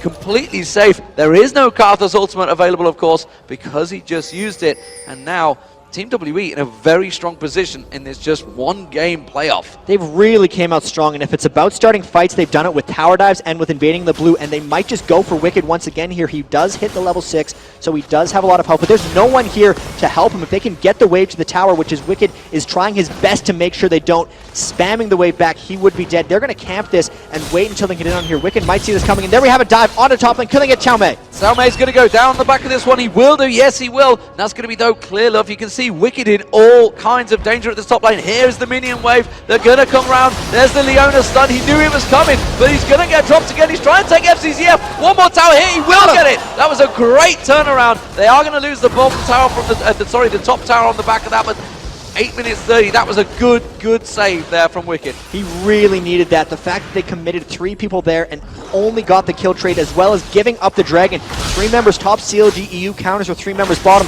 They didn't even need a jungler gank to kill Caomei, so that was actually Wickd essentially outplaying his lane opponent, even though they are in completely different places, and granting his team this dragon, which might put them right back close on the gold total. Yeah, very tight game here, very tense between the two teams. That's going to be the gold total. Just going to be catching 11.7 to 12.42. Still slight advantages to Team WE. Definitely in a stronger position. The blue buff, of course, still not been picked up by Team WE or CLG.EU. I wasn't sure whether we're going to maybe engage off the back of that, but we are seeing the AD and the support now heading south. There's the blue buff. Team WE going to secure this one. This is something WE has kind of been known for. Now that they've taken the top turret, they'll go immediately and try to take the bottom one. They're trying to get the global gold advantages, and CLG.EU getting that dragon actually hurts this quite a bit. You can see they're going down and checking it. They were planning on taking it right then. Sorry guys, it's gone. Now it's on for them to push this next tower. They might even try some 4 or 5 men dives here just to make sure to get the towers down. Wickd is all by himself. He's been shut down a fair bit in that lane. He's trying to catch his farm back up. This is a window WE needs to take advantage to, because they have to fast push these towers down. Otherwise, Wicked's going to free farm and catch back up. Yeah, Wickd already 10 CS against his counterpart, Olaf. Of course, meanwhile down that bottom lane, you see Fzzf and Weixiao pushing onto the lane. Yellowpete is fell 10 CS behind. That's not the end of the world, though, as a Cogmore versus a Corki. That's really right on pace with the new Blood Boil. He's actually doing much more damage than Weixiao. Snoopeh with the Oracles already, only with the Philosopher's Stone, so he's got to be very careful with that, clearing out the wards, trying to make it unsafe for WE to do that fast pushing. This is actually somewhat of a tricky situation. We did see some very good early plays by WE, but the counters by CLG have kept them in this, and now WE might be a little bit lost. Can they push the towers without vision? Right now, they might not want to take that risk. So fast Willie the Ancients looks like it's being pushed out by Misaya. And Misaya again still out farming Froggen in that mid lane. Has just gone back to buy, and you can still see got that 5 CS advantage and the kill advantage, of course. I tell a lie, it's not a kill advantage. He used his ulti, didn't he? Dirty tactic you can use as picking off them kills from anywhere on the map. But you can just see he's farming up massively. 3,600 gold, pretty much even between the two, so it's not too bad. Just a 100 gold difference. And really, the difference seems to be that top lane. But as it stands at the moment, we are seeing Wickd in the top. He's covering off the fact that Froggen's gone back. Clearlove is with the double buff. He's picked up the Oracle as well, I believe. I just caught a glimpse of there as we pan past. Really, the advantage stands still with Team WE. And that's actually a safe Oracles for Clearlove, because he picked up the Heart of Gold and Philosopher's Stone before he completed it. So even if he loses it, he will have some golden farm when the game gets going. With this, though, you can see they have a lot of GP10 items double on Olaf, so Caomei, if they just keep farming off, he's going to get a little stronger than Wickd because of all that gold generation he's creating. And they've just kind of went into a shoving top lane, free farm back and forth. Bottom lane, Snoopeh is just camping, waiting for wards. And they are a little bit stalled out here. WE wanted to take the dragon and then snowball that into more towers. But because CLG took that dragon, WE is a little bit lost. Their mid-game plan is off. They now have Oracle spotting out. They're going to do a dive behind. But the good deep warding by CLG is repelling their attack slightly. And really it's a matter of Froggen having to play very, very safe. And all these invades are getting just pushed aside a bit by WE because they haven't been able to create much action aside from those early tower dives. Of course, we know they have to try and prevent that. Storm, they're diving on towards Yellowpete. Yellowpete's going to go down to the bottom lane. Has not got an ignite on him though, so he's going to turn safe from this one. No! It's going to be Fzzf, turns it back around. Very nice play. The Garth's ultimate will pick up the kill though. And that is going to be Weixiao just about escaping as well. And honestly, I thought he got away with it, but really nice play from Fzzf. Really aggressive, and it caught them out. Now they're going for a blue steal, but there are two members here. WE is not going to be able to get this one. Yeah, Wickd this time wants to get in there. Of course, the smite not available for Snoopeh though, so they're going to have to fight for it.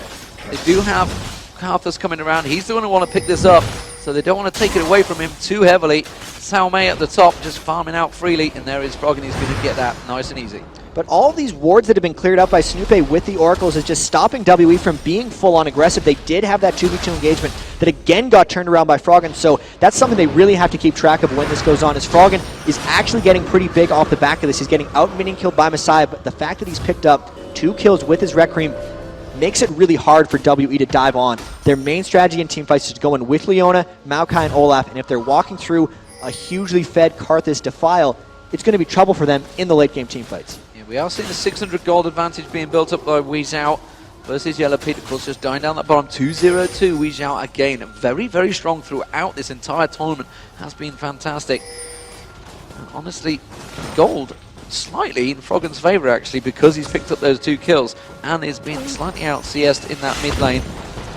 Now, I mean, late team comps, how are we looking between these two? Obviously, we can see Team WE trying to push the pace a lot more this time. But CLG, they're going to want to stall the game out like they always do. And there'll be a point here. Caomei is going to be able to dive through everything, get on Yellowpete, and try to kill him. The instant that Yellowpete can solo Olaf is when CLG wins the game, because other than that, they won't have enough to touch onto Yellowpete and clear him out. So it's a race against time for WE, and just stepping back a bit, with the way WE lanes in this game and all the others, it's very clear that they have some of the best individual players in the world, because CLG has them. As they might see a dive here, they really want to do something. Here they come! They're diving on towards Yellowpete down the bottom. That's going to be the ultimate for Fzzf. He gets dropped in seconds there. Clearlove diving on towards him. Krepo's also in danger. Fzzf going to try and pick this one up. Weixiao picks up the kill, and that was a double on that bottom lane. Very nice play from Team WE. They really are collapsing and pushing the pace on CLG. That's the second tower. They found a way to create this. They've started their things, and it's up until 20 minutes they've been killer this entire tournament. After that point, they seem to get a little lost. They know that they have now taken down the second tower. Look for the mid to go down next. They're going to try to dive Froggen. They have very good coordination. Fzzf is diving in fearlessly. The dragon is up. Caomei is up in the top lane trying to farm out, but Yellowpete is as well, so this dragon could have a lot of poke back and forth. WE doesn't realize Kog'Maw and Nuni aren't running back there, and we could see a bit of a dragon concede or a poke back and forth here. See Skarner on that dragon point at the moment. Wickd down that bottom lane farming off Freeney. Yellowpete's trying to pick up some free farm. That bottom tower, they might just exchange the bottom tower, you know, for the dragon. I'm going to try and keep my eye on Wickd. The pings have gone down on Wickd. Froggen also taking a bit of damage. Wickid's going to get closed in on down that bottom lane. You can see Weixiao going for it. Clearlove is there as well. The acceleration gauge used by Wickd. He's going to walk through a ward, which means Twisted Advance can get on him, but immediately knocks Clearlove back. He's going to try and turn the damage around. He's got Skarner coming in now. Snoopeh is there. Snoopeh's hooked in. There's going to be ultimate from Froggen coming out. Weixiao's the target. If they can take Wickd, that has shut him down very nicely. He had a 3-0-2 on the back of that one. So that has really picked up the gold nicely for CLG, and that's definitely put them back in the game. The timing on these Froggen ults has been perfect. It's on such a long cooldown, 173 seconds right now, but every time they need it, it seems to be up. WE needs to create action in a much faster pace off the back of this one, because those ultimates keep turning it around and keeping CLG in the game, and now that they have the Oracles, 5-man Dragon, the timing of this is just so clutch for CLG.EU, and WE, they are good at creating the action. It's just they have to do it faster, because with the turnarounds, they're putting themselves in a hole, and all the plays they've made have been equally countered by CLG.EU, and it's only a 1,000 gold game now with the second dragon of the game going to CLG. So CLG pushing that bottom turret. They're going to try and get on it before Weixiao gets back down there. You can see they're desperately trying to push the pace, but unfortunately the minion's not really with him. We're watching Froggen right now. He's going to have Clearlove coming around the side there. Has got that Oracle. He's got to be very careful. He's completely spotted out. Misaya and Caomei on that turret as well. Clearlove just waiting. They're going to try and force the minion wave here. Snoopeh luckily might save his bacon yet. Snoopeh's appearance there, I think completely oblivious to the situation, definitely caused that gang to back off. Snoopeh has a tendency to always be in the right place, though. They just realized Froggen was potentially vulnerable because they know that the other two outer turrets have been taken down. Going for Fzzf. The target is going to be the third one. And here's Snoopeh. He's going to have to flash over the wall for the safety. But they have a sense of what's important right now. They know the middle turret needs to be defended. Otherwise, WE would be able to push out. And now with 4-man stacked down on this bottom lane and the turret already being at a third health, WE's not going to be able to hold down this one. They know exactly where Fzzf as well. They pinged on top of him. Not stood on, yes, now they've just put a ward straight there. They know exactly where he is. And that is the first turret of the game for CLG.EU. And the goal still very even between them. Just a 500 lead for Team WE. And actually, you know, after such a, I wouldn't say a disastrous lane phase, but they've definitely dragged themselves back into it. That play down the bottom from Wickd definitely baited them in nicely. Everything's been about them turning around WE's aggression. All those tower dives, which have been successful, there's been an equal number that got turned around by Froggen's Requiem. And even in the mid lane, the fact that they are outlaning everyone, it's been turned around by the Dragons. Olaf and Wickd are very dead even on minion kills. Vladimir versus Karthus, he's only got the 13 advantage. Weixiao, even though he has the 3 kills, just the 20 minion kills, and the fact that Kog'Maw has the blood oil to buff him up from Nunu. All this is actually boding well for CLG right now. They're going to be fine keeping this pacing of the game because I think they have it late. Okay, so if we're talking late game, we're going to start talking team fights. The team compositions of these two, how would you put it in a flat-out 5v5? Wow, the damage coming out towards Misaya there. That was a death by a grasp used up, and Froggen was baiting it in. Flash is out of there. Clearlove coming in. He is still on the base turret, so he's going to be taking the damage absolutely zero on Clearlove. Clearlove goes down. Froggen drops as well. Fzzf is going to drop on the back of this one. Misaya also going to be targeted. The Karthus ultimate is going to come out. You can see now Snoopeh coming from the side, going straight for Misaya. Hooks onto Misaya. There comes Wickd from the bushes. Getting onto him, and that's going to be Krepo going down. Oh, sorry, Wickd going down as well. Wickd diving on them. Caomei gonna get back away from this one. Very, very tight fight. 3 for 3. Wickd thought he could maybe pick something off the back of that, but Caomei managing to survive, and Weixiao with a really clutch Valkyrie.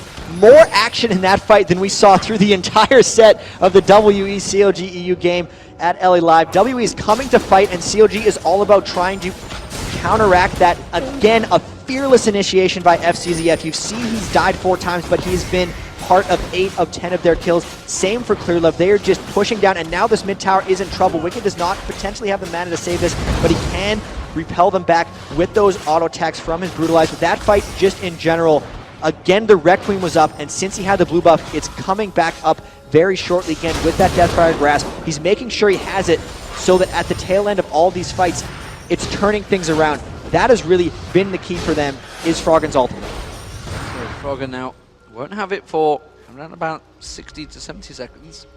Meanwhile, the damage from Wickd is going to build up. Whereas you can see a Warmox was built by Olaf in there. Going a lot more tanky this time around. Something we've seen Caomei doing quite a few times, I believe. He'll go for a whole bunch of health. Last time was a Frozen Melt, and then he'll stack just base resistance items. He'll go Negatron Cloaks and Chain Vests. In this game, he's probably going to end up building one of each, and then just trying to dive straight through the Froggen and onto Yellowpete. And if they can do that, they'll be successful in team fights.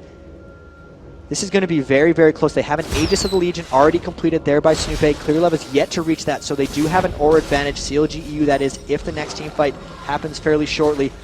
Karthus ult is already back up again, so those windows are becoming non-existent for WE every time they're going to have to deal with that Requiem. Because of that, they should soon get a bit more magic resist. You see the Abyssal Scepter already coming out on Misaya, and they're going to try to finish off this mid tower here. They're going to get it. Yeah, they've got it. They've realized they forced CLG down a long way that bottom lane. They shut them out in the jungle. Just kept the pressure on. So CLG now 3-1 down in turrets. Team WE definitely with the better lane phase, possibly the better mid game, as we are 21 minutes gone into this game. we will start approaching those end builds. CLG, well, we saw 55-minute games before. Are they going to continue pushing the pace on the mid lane tower? I think they will. This is a good window for them. They are not ready for this one, and that is going to be a very quick turret. Olaf had been caught out on that top lane. Weixiao was down the bottom. CLG reacting very quickly.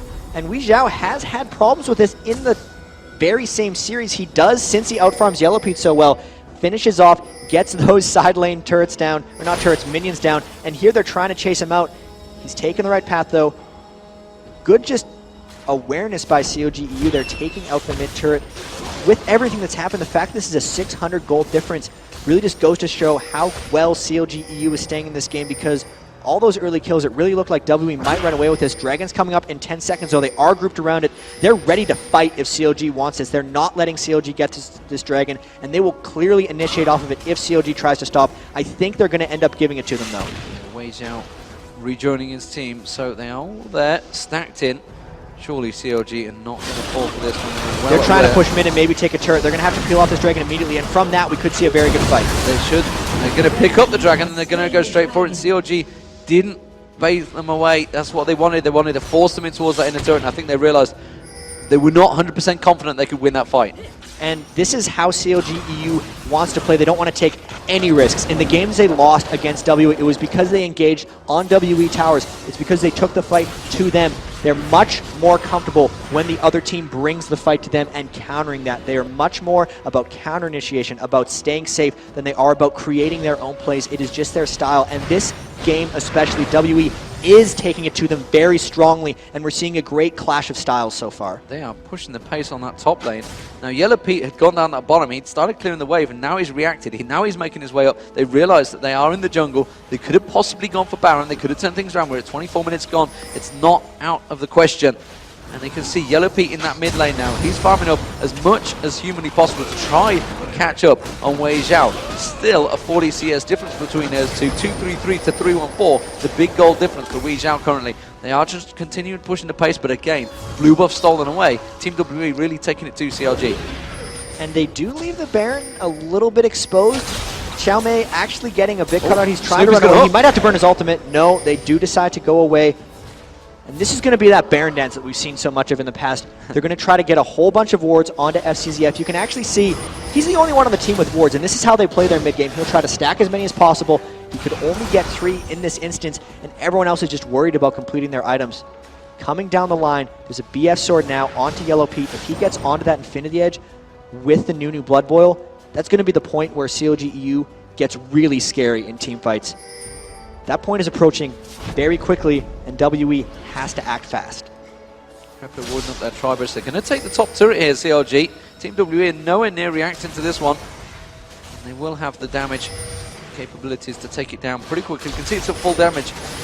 There's a pings in that mid lane. They're well aware that Yellowpete was around there. They're going to put the pressure on that mid turret, you know. Team Misaya's there. The rest of the Team WE are pushing down heavily on that mid lane. They're really just going to try to take this turret. They're out of minions, though, so they will have to back out. It looks like CLG is going to be here for the actual turret defense. They're trying to tank out the turret, but they just don't have the health or the armor right now to take it down. They do have the Aegis of the Legion on a Clearlove, so they can match CLG.EU with the auras. They also have an Abyssal Scepter on Misaya, which will help them. But here again, we see Weixiao coming through the bottom. That wave is super pushy. He's going to have to clear that out, and CLG.EU now gets to come in around Baron, clear all of Fzzf's wards out, and really create surprise for them. And will they actually, if that ward wasn't seen in Baron, they would have tried to take it. Even with that, they're going for it because they saw so many members of WE out. They saw Olaf as well. Clearlove has put that sapling in there, and they immediately react to it. CLG.EU trying to sneak a Baron in there. Of course, there's not a massive crowd cheering behind them. As soon as something like that happens, the crowd generally goes wild. They don't have that situation, so maybe a slight advantage for anyone teams that tries to sneak it. We saw it a couple of times. Obviously, they had those 2 members. I think it was Team WE, wasn't it? They tried to 2-man the Baron a couple of times. And you know, it's not so much they can hear it, they can feel it. They can see it in front of their eyes. The crowd are going mental, and they're like, what's happening here? Now there's just more oracles coming out. Fzzf, they know the ward's there. They might be pretending that they don't see it and hoping to bait CLG.EU into a team fight. They need to start creating. It's going to be so hard in these team fights. They're going to be trying to dive onto Yellowpete, but they're going to have to go through Karthus Defile. Froggen's going to try to die in the middle of things just to pump out damage while he's dead. and everything's going to be about trying to get onto Yellowpete.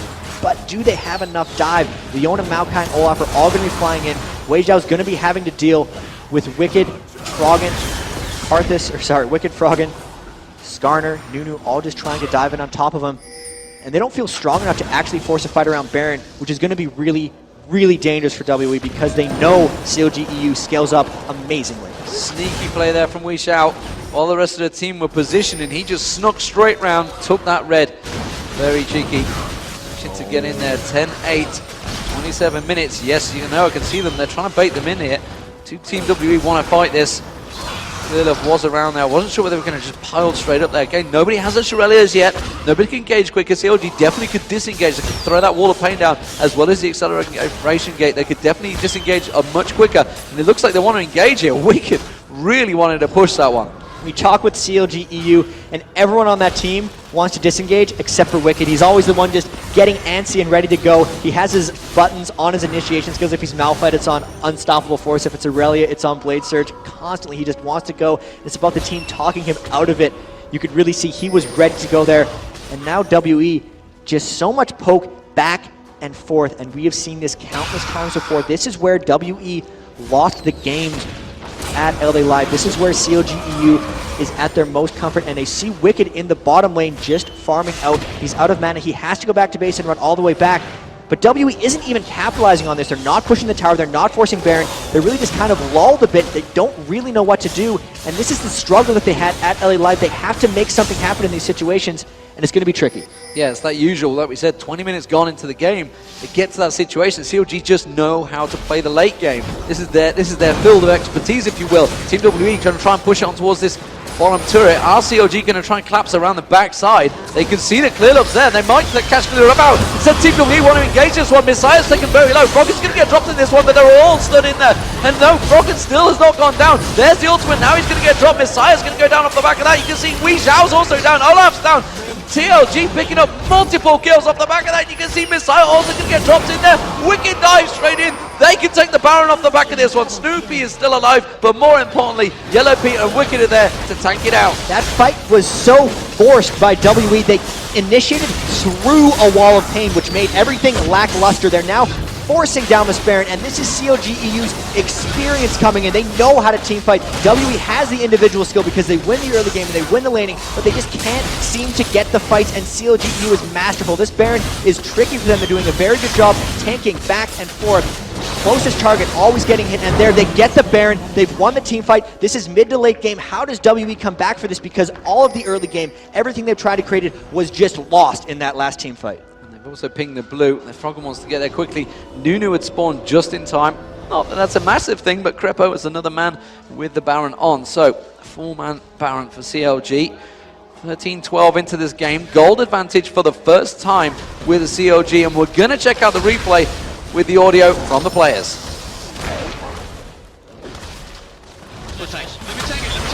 Snoopeh, stay out. Really fucking good job, guys. Stay out. Really fucking awesome job. Okay, let's see. 20 seconds for me. 20 seconds, and they were happy with that. I think you can safely say. It was a pretty awesome job, I believe is the words that Wickd came out with, and definitely an advantage for CLG.EU. Dragon is being taken away by Team WE, though, just above. We're following Snoopeh right now, and we can see Team WE are picking up the Dragon. As it is, there we go, and that's definitely going to make the gold very even, just 800 gold between them. CLG.EU all back in, all want to buy. They've cleared out all the objectives they needed to, and the builds start to come out here. And this is the struggle now for WE because they've tried the forcing, and it's been repelled. You can see they did finally get the Shurelia's Reverie to start fights, but that's not really going to help them because they've been taken to a point where they lose the team fights. They were just shown very clearly that they can't take CLG.EU heads up, and that's before they got the Baron buff, that's before they got all that gold. The Infinity Edge finally been finished by Yellowpete. The Zeke's Herald coming out onto Krepo. Last Whisper onto Wickd for increased poke. CLG has been known to just stall up this advantage and wait until the one next team fight they win ends the game. But I think they have a big enough edge here and enough poke they can actually take some of these turrets out. And W is going to be forced to go in on them because in the previous sets, when WE has not acted, when they're behind like this, they know they don't come back because they know CLG doesn't make the mistakes. Whether they try to bleed them out here, or whether WE tries a last-ditch effort much earlier than previously, will really decide if this is another 60-minute game or not. Either way, but I think we can all agree that these are very tight teams. They are very close in terms of skill. Team WE definitely have the stronger lane phase. They were 9-1 up even in the game they lost. They seem to outplay CLG in that laning phase, but CLG.EU, again, we see flooring back into this one. Looks like CLG may take the turret down. Yes, they will. Wickd, of course, alongside Yellowpete. They have that double AD damage on that turret. They can shred it down very, very quickly. I think that's the first time as Shirelli's Reverie was just used there by Team WE. They really wanted to escape that, but this is the first time I think we've seen Shirelli's on Team WE. Normally, he just doesn't even have a chance to save for that, putting it all on wards. This time he's gone for that item. And they have double Shirelli's Reverie as well. Clearlove picking it up, so they are looking to maybe initiate in the right situations, but with the Baron buff and with all the poke coming out from CLG.EU here, it's going to be tough for them to hold off that turret. You can see Yellowpete, only a couple hits on the turret, but CLG is patient. They will get those 2 hits 50 times, and eventually they'll take the turret down. And they don't actually seem to be pushing off to the top or the bottom. You can see a huge stack up on the top lane. That may take the turret by itself. And the pressure just staying there. They have flash up in a few seconds on Snoopeh. If they want to start a fight, it would very well be that flash impale onto someone from Skarner. But knowing CLG, they're probably just going to play it safe and poke. Weixiao would almost certainly... Weixiao, sorry. Get his name right. Eventually. You can see they're definitely getting a little bit of poke on there. Yellowpete is hitting that damn turret. He's slowly but surely working it down. Wickd there, quite happy to eat the sapling. Top range, the wave has been taken down. 212 CS to 147, that top lane definitely gone in favour of Wickd as we've moved later into that game. I say lane, it's not so much a lane now, but you saw the damage, the shred on towards Caomei there. Caomei realises they've got to fight something here. That turret is being shredded by Yellowpete and Wickd there. They're doing a heck of a lot of damage, and they've already taken it down to below half. But here we go, the Baron for CLG.EU is out. They know they have a lot of gold to go farm with. They're going to take the blue buff, and there's also the outer turret. They don't need to get the inhibitor turret on the mid there. They got 2/3 of the health. They're going to play it safe like they always do. They want to take the dragon when it comes up. They're going to try to get as many turrets out as possible. They win the team fights. They prove that. They can't dive through Froggen. They can't get through Krepo. They do not have dive to get through Yellowpete. They just don't have the damage or the team fight capabilities unless they find some sort of a perfect fight. And that's why CLG takes it so slow. They have the Frozen Heart now onto Snoopeh. They're really just waiting until WE tries to force something. They might get this turret, but even that is too tough for them because look at the damage that comes out from Froggen just with the DFG and a couple hits. Yellowpete also in there, shredding down his health, and we talked about, the fact that he gets that Infinity Edge, Phantom Dancer, he can really rip apart Caomei. Caomei has got that Randian's Omen, but honestly, it doesn't seem to be enough. Now that Yellowpete has that in fetch, and you can see the waves, the top, the bottom, all starting to stack up here. CLG could rotate to whichever lane they want, but they feel they can take this middle inhibitor turret. Honestly, they could probably tank it up. Snoopeh's going to go and he's going to tank it. They're going to take the inhibitor turret. You can see Yellowpete just taking it down. Wickd comes in. That is the first inhibitor turret down. That is a huge advantage for CLG. They realized they'd harassed Caomei down enough from the outside of the base and could just go up. The Olaf was not a threat. They were very confident in their ability to take down that turret, and it is the double AD that helps them with this. They're slow pushing it here. At some point, WE is either going to have to force a fight that they'll have a low chance of winning, or they're just going to get bled out by CLG. In the past, they've been bled out by them. There will be a last-ditch effort at some point, but it's probably going to be after the next Baron. CLG's going to want to try to harass that down. There's a bunch of wards out that they will have to clear before that happens. There's a lot of time before we'll end up seeing that, but for now, the siege is on. The siege is on. Are they going to go for the exposed inhibitor? Will they just try and force a fight there? You can see they're clearing out the waves. There's a big wave along that top, and no, Snoopeh is going to go back, which means the rest of the team will back off and buy some more items, some big, fat, juicy items. And like you say, timing out that Baron. It is due in 49 seconds. They're going to be well aware of that more than we will. They're going to go and purchase some items. Let's see what they're going to pick up here, Jack. So we actually see a Guardian Angel starting to come on Yellowpete. He hasn't quite been able to finish that. Another Reverie completed, this time for Krepo, so if they do want to try to speed Snoopeh up, he's going to be able to jump in and get that. The ore items have been out for a while. The Zeke's Herald, the Aegis Legion, and the Frozen Heart all helping. It's just going to be so difficult for them to dive through and get onto Yellowpete. Not sure what WE's action is here. They might have to try to steal a Baron. They might have to try to pick Snoopeh while he's clearing wards in the jungle. Or they might just have to wait for some kind of tower dive. But we know in the past that CLG.EU doesn't let that happen. They're all about counter initiation. They're all about bleeding their opponents out. And this safe style, once they have this kind of lead, we haven't seen a team actually disrupt them from it. one that seems to be able to drag the game, force the late matches in CLG.EU. And honestly, their team fights is generally pretty damn good when they get to this stage. Well, Snoopeh's in there. He thought about hooking someone in, actually, and forced the flash from Fzzf there. So we're not going to see any Leona flash engages. So that's immediately taking one weapon from their arsenal. Meanwhile, Caomei walking through that ward. The rest of CLG, they're going to try and bait this one out. Caomei may come around that corner. Yes, he is. They're going to catch on him. Caomei getting shredded there by Yellowpete and forced away very low. Now they could try and force that Baron. They're really going to try this, but there is the risk that Clearlove could flash in and smite it. CLG might be worried about this. If anything, they're going to try to peel this immediately unless they see that he's going to flash in. They get the wards down. They might just rush this down. He's going to try to steal this. This is going to be close. Either way, they're just poking him back with so much damage. He can't even go in. They're going to get it. They're going to get it, and you can see this just through Weixiao. Weixiao trying to push it off from range. Oh, they nearly got the steal, but the smite comes out from Snoopeh there. And actually, off the back, you can see Clearlove went down to Froggen. Froggen again with the clutch Karth Assault, taking out Clearlove. That's the jungler down. That's 5 men with Baron and the exposed inhibitor, and many low members of W. They're going to take this inhibitor, and if they get a team fight on the end of it, they will push through, but most likely they're going to take this, take the towers, and this is even more control. It doesn't look like WE can even get close to them right now. CLG just going straight for that inhibitor. They didn't even bother with the creep wave. They didn't need it, and they are still going to disengage. They have a huge creep wave going in there. They realize they've got an advantage, but 15 seconds spawn. They're going to pick up the dragon. They're going to pick up that huge creep wave at the bottom, playing it 100% safe throughout this game. CLG really brought themselves back into this one. Honestly, in the first 20 minutes, I thought WE had this.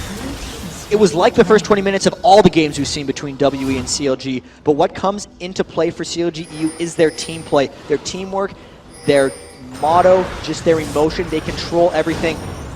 WE now trying to just get something here after giving up Baron. They took out a mid-turret, but they're going to have to back up right away. And this is actually early for CLG. We're only at 38 minutes, considering the control, considering the fact that they have the inhibitor right now. Next lane for them is bottom. There's an outer turret there. They're going to try to roll through both of those and take it out. And even the tanks for them, Caomei, he gets shredded in a couple seconds. There's no way he can run through all of CLG right now to get to Yellowpete. There has to be a fairly large error here from CLG.EU if they take this game away. They're all sticking together. They have outer turrets up. The risk of backdoor is fairly low. WE actually all grouping up in a triangle brush. They're going to try to get some kind of surprise initiation because this would be their last-ditch effort. They're either going to do this or try to backdoor mid. Either way, this is their move. This is what they're trying to create. This is going to be interesting. Here they go. See them making that move around the side. Are they going to get spotted by that Cogmore ultimate? Oh, the sapling would have got spotted there, surely, by Snoopeh. They realize it, they pinged it. They're going to try and engage them on their CLG. Let's try and gather in this bush. We want to go for Sinner. WE cannot. They're going to have to back away. That's not the move they wanted. And again, just caught between two mines. They didn't want to engage a full 5v5, but they got caught by a Karthus wall. And Misaya getting hooked in there. They tried to go for it. Caomei trying desperately to close in. Clearlove now on the back of this one. They're trying to get in there, but Fzzf getting melted. Misaya's going to get dropped there by Yellowpete. They do take Yellowpete down. Karthus actually dropped. Sorry, Yellowpete's still alive. And there goes the Karthus ultimate. And that's going to surely be the end of the game. But you can see the double coming out. Froggen picks it up. Weixiao, the one surviving member, has to back away. They have enough to finish this game. They're going to have Super Minion Wave coming up the mid lane. Yellowpete's just quite happy to tank this one. He's got a creep wave coming up. He's just going to zone out, zone back in, and surely this is the game. If Weixiao would have been finished by Wickd, I'd say this is the end of the game for sure, but with this, he might be able to fend so hard. 2 Guardian Angels here for CLG.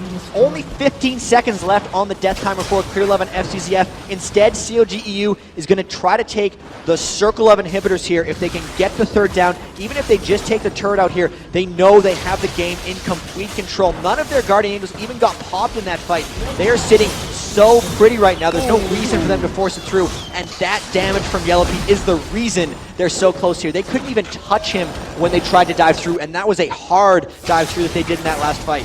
Total control right now by CLG.EU. Yeah, I incorrectly called it. I thought they dived on towards Yellowpete. It was Froggen that they managed to catch out. So they got one of the big carries down. But Yellowpete now so fed, so shredded.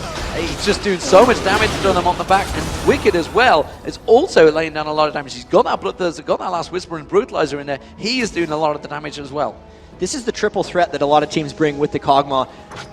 If you bring Kog, you make sure to bring high damage in your top lane, high damage in your mid lane, and then just support tankiness from your support and jungler. Because you just try to split the other team up. You make it so they can't do everything they want. nothing does really more late game damage from a caster perspective than a Froggen sitting in your team with his Defile on. Nothing does more from an AD carry perspective than a blood-boiled Kog'Maw. On top of that, you have a Bloodthirster, Last Whisper, Brutalizer coming out from Jace, so there's just way too much threat coming around from CLG.EU, and WE just doesn't have the resources to take it on. How are they going to hold off this last inhibitor? There's 2 waves of super creeps that are going to be pushing in. CLG doesn't have the Baron buff, and I don't think they care. They're going to go in, take down that 3rd inhibitor. If they don't win the game off of this, they might win it off the next Baron. They do take it slow, so we can't call it yet. Well, they're waiting for Krepo to get up there. Of course, that Blood Boil, a massive part of it for Yellowpete. As soon as he does get in there, they put the ward down. That's going to get cleared straight out. In dodge the axe out. All right, getting launching damage towards Team WE. See Fzzf eating the brunt of that. Froggen's just hanging off in the background. He knows they're going to likely to engage on him. And still, CLG very patient here, despite the fact they've just clearly won a big team fight. 9-4 up in turrets, 18-4 in kills. Massive gold advantage of 8K currently. 42 minutes gone into this game. This could be the fastest game we've seen CLG possibly win here in the Team WE quarterfinals. The game that never ended, but could well be over shortly. Team WE started off so well. There it is. That's going to be the Vladimir ultimate. They're going on towards Wickd, but Misaya already damaged done. Snoopeh is going to get dropped on the back. You can see Wickd diving in there. It's actually a good fight for Team WE here. Could they get the damage down? Caomei tried desperately to get in there, but Yellowpete again off the side, shredding them down. Guardian Angel popped by Misaya. He's going to spawn. They're trying to take Yellowpete down. They will. They're going to get him down. Fzzf drops off the back of the Froggen ultimate, and there is Yellowpete. Come back from the Guardian Angel, of course, and CLG come out 4-on-1. Surely the game is now over. Chat, it is going to finally end.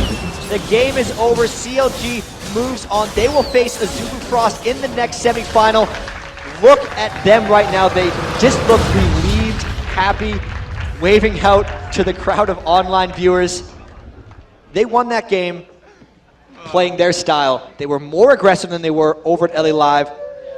That bodes well for them. They just kept it up. The late game team comps, they got the Karthus. Falling back on a Kog'Maw was a great move for Yellowpete because he had more of an impact than Weixiao in that game for really the first time in this series. GG, congrats to CLG.EU.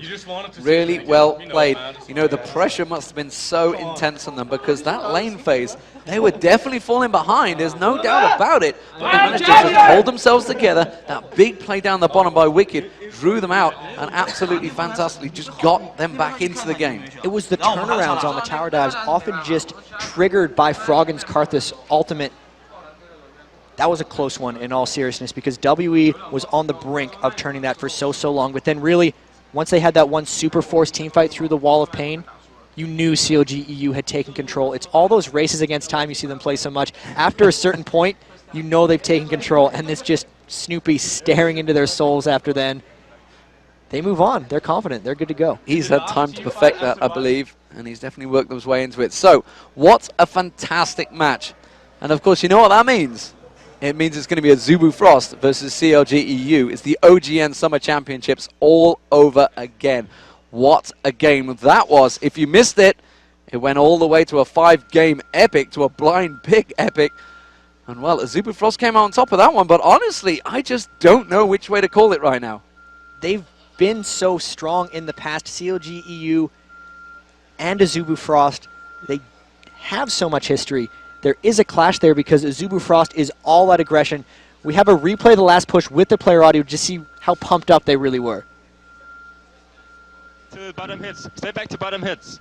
I can wall and we can poke more, but...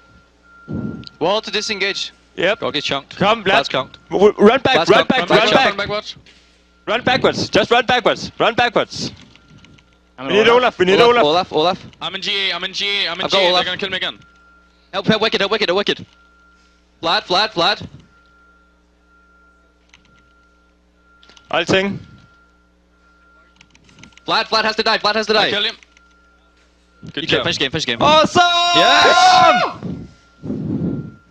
This is it, guys? Oh, fuck yes.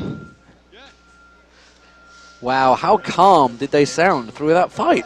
It just shows maybe just how collected they were, but maybe just the difference of the environment we have here. They don't have the vibrations from crowd noise. They don't see the 1,000 people out in front of them. And it's very much almost more controlled. They have more time to think about it. They didn't seem to be as emotional. Another thing from that could be they'd played that game so many times. They've been ahead. They finished it slow. That's how they like to end games. They were so controlled in the end there. And that was just crisp execution from CLG.EU. Yeah, they've gone to bed thinking about that match, and finally it played out their way. And Team WE, you know, they don't need to be too down on themselves because, honestly, they performed fantastically. Anyway, ladies and gentlemen, it's been an amazing end to the quarterfinals. Finally, it is over.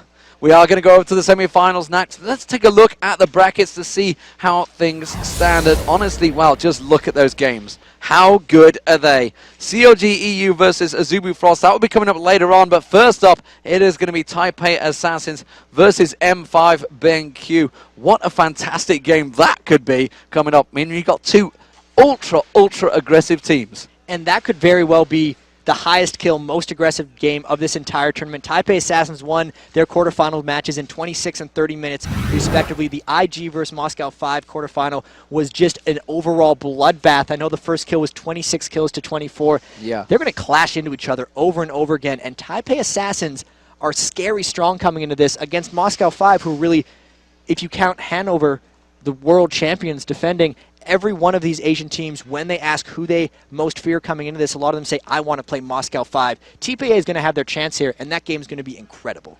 So, if you were to call it right now, what sort of finals were you thinking for the semi-finals? Taipei Assassins versus Moscow 5. So close to call. Azubu Frost versus CLG. They had a best of 5 recently. It was pretty popular. It was best of 5. It went all 5 games. We wouldn't have a blind pick here, and we also have the best of 3. It's really too close to call in almost both scenarios. We've been talking with some of the pro teams, and they're mixed whether they think Moscow 5 is the favorite or TPA is the favorite. I'm not going to reveal who said who just so they don't get the bad calls, but it's been so close amongst all this. I know CLG.EU is practicing with Taipei Assassins, so they're going to be really practiced coming into this. If they meet in the finals, it's like, what, should we really pick those scrim opponents? They're going to know each other very well. Really, the rest of this day, when we complete all this, no matter what happens, the finals are going to be awesome. Okay, so coming up, it's going to be Freak and Rivenson. They're going to be bringing you, of course, the Moscow 5 versus Taipei Assassins semi-final. Do not go anywhere. It's going to be fantastic. And, of course, they're going to have 2 awesome guests. It's going to be Hotshot GG and Dan Din. Do not go anywhere.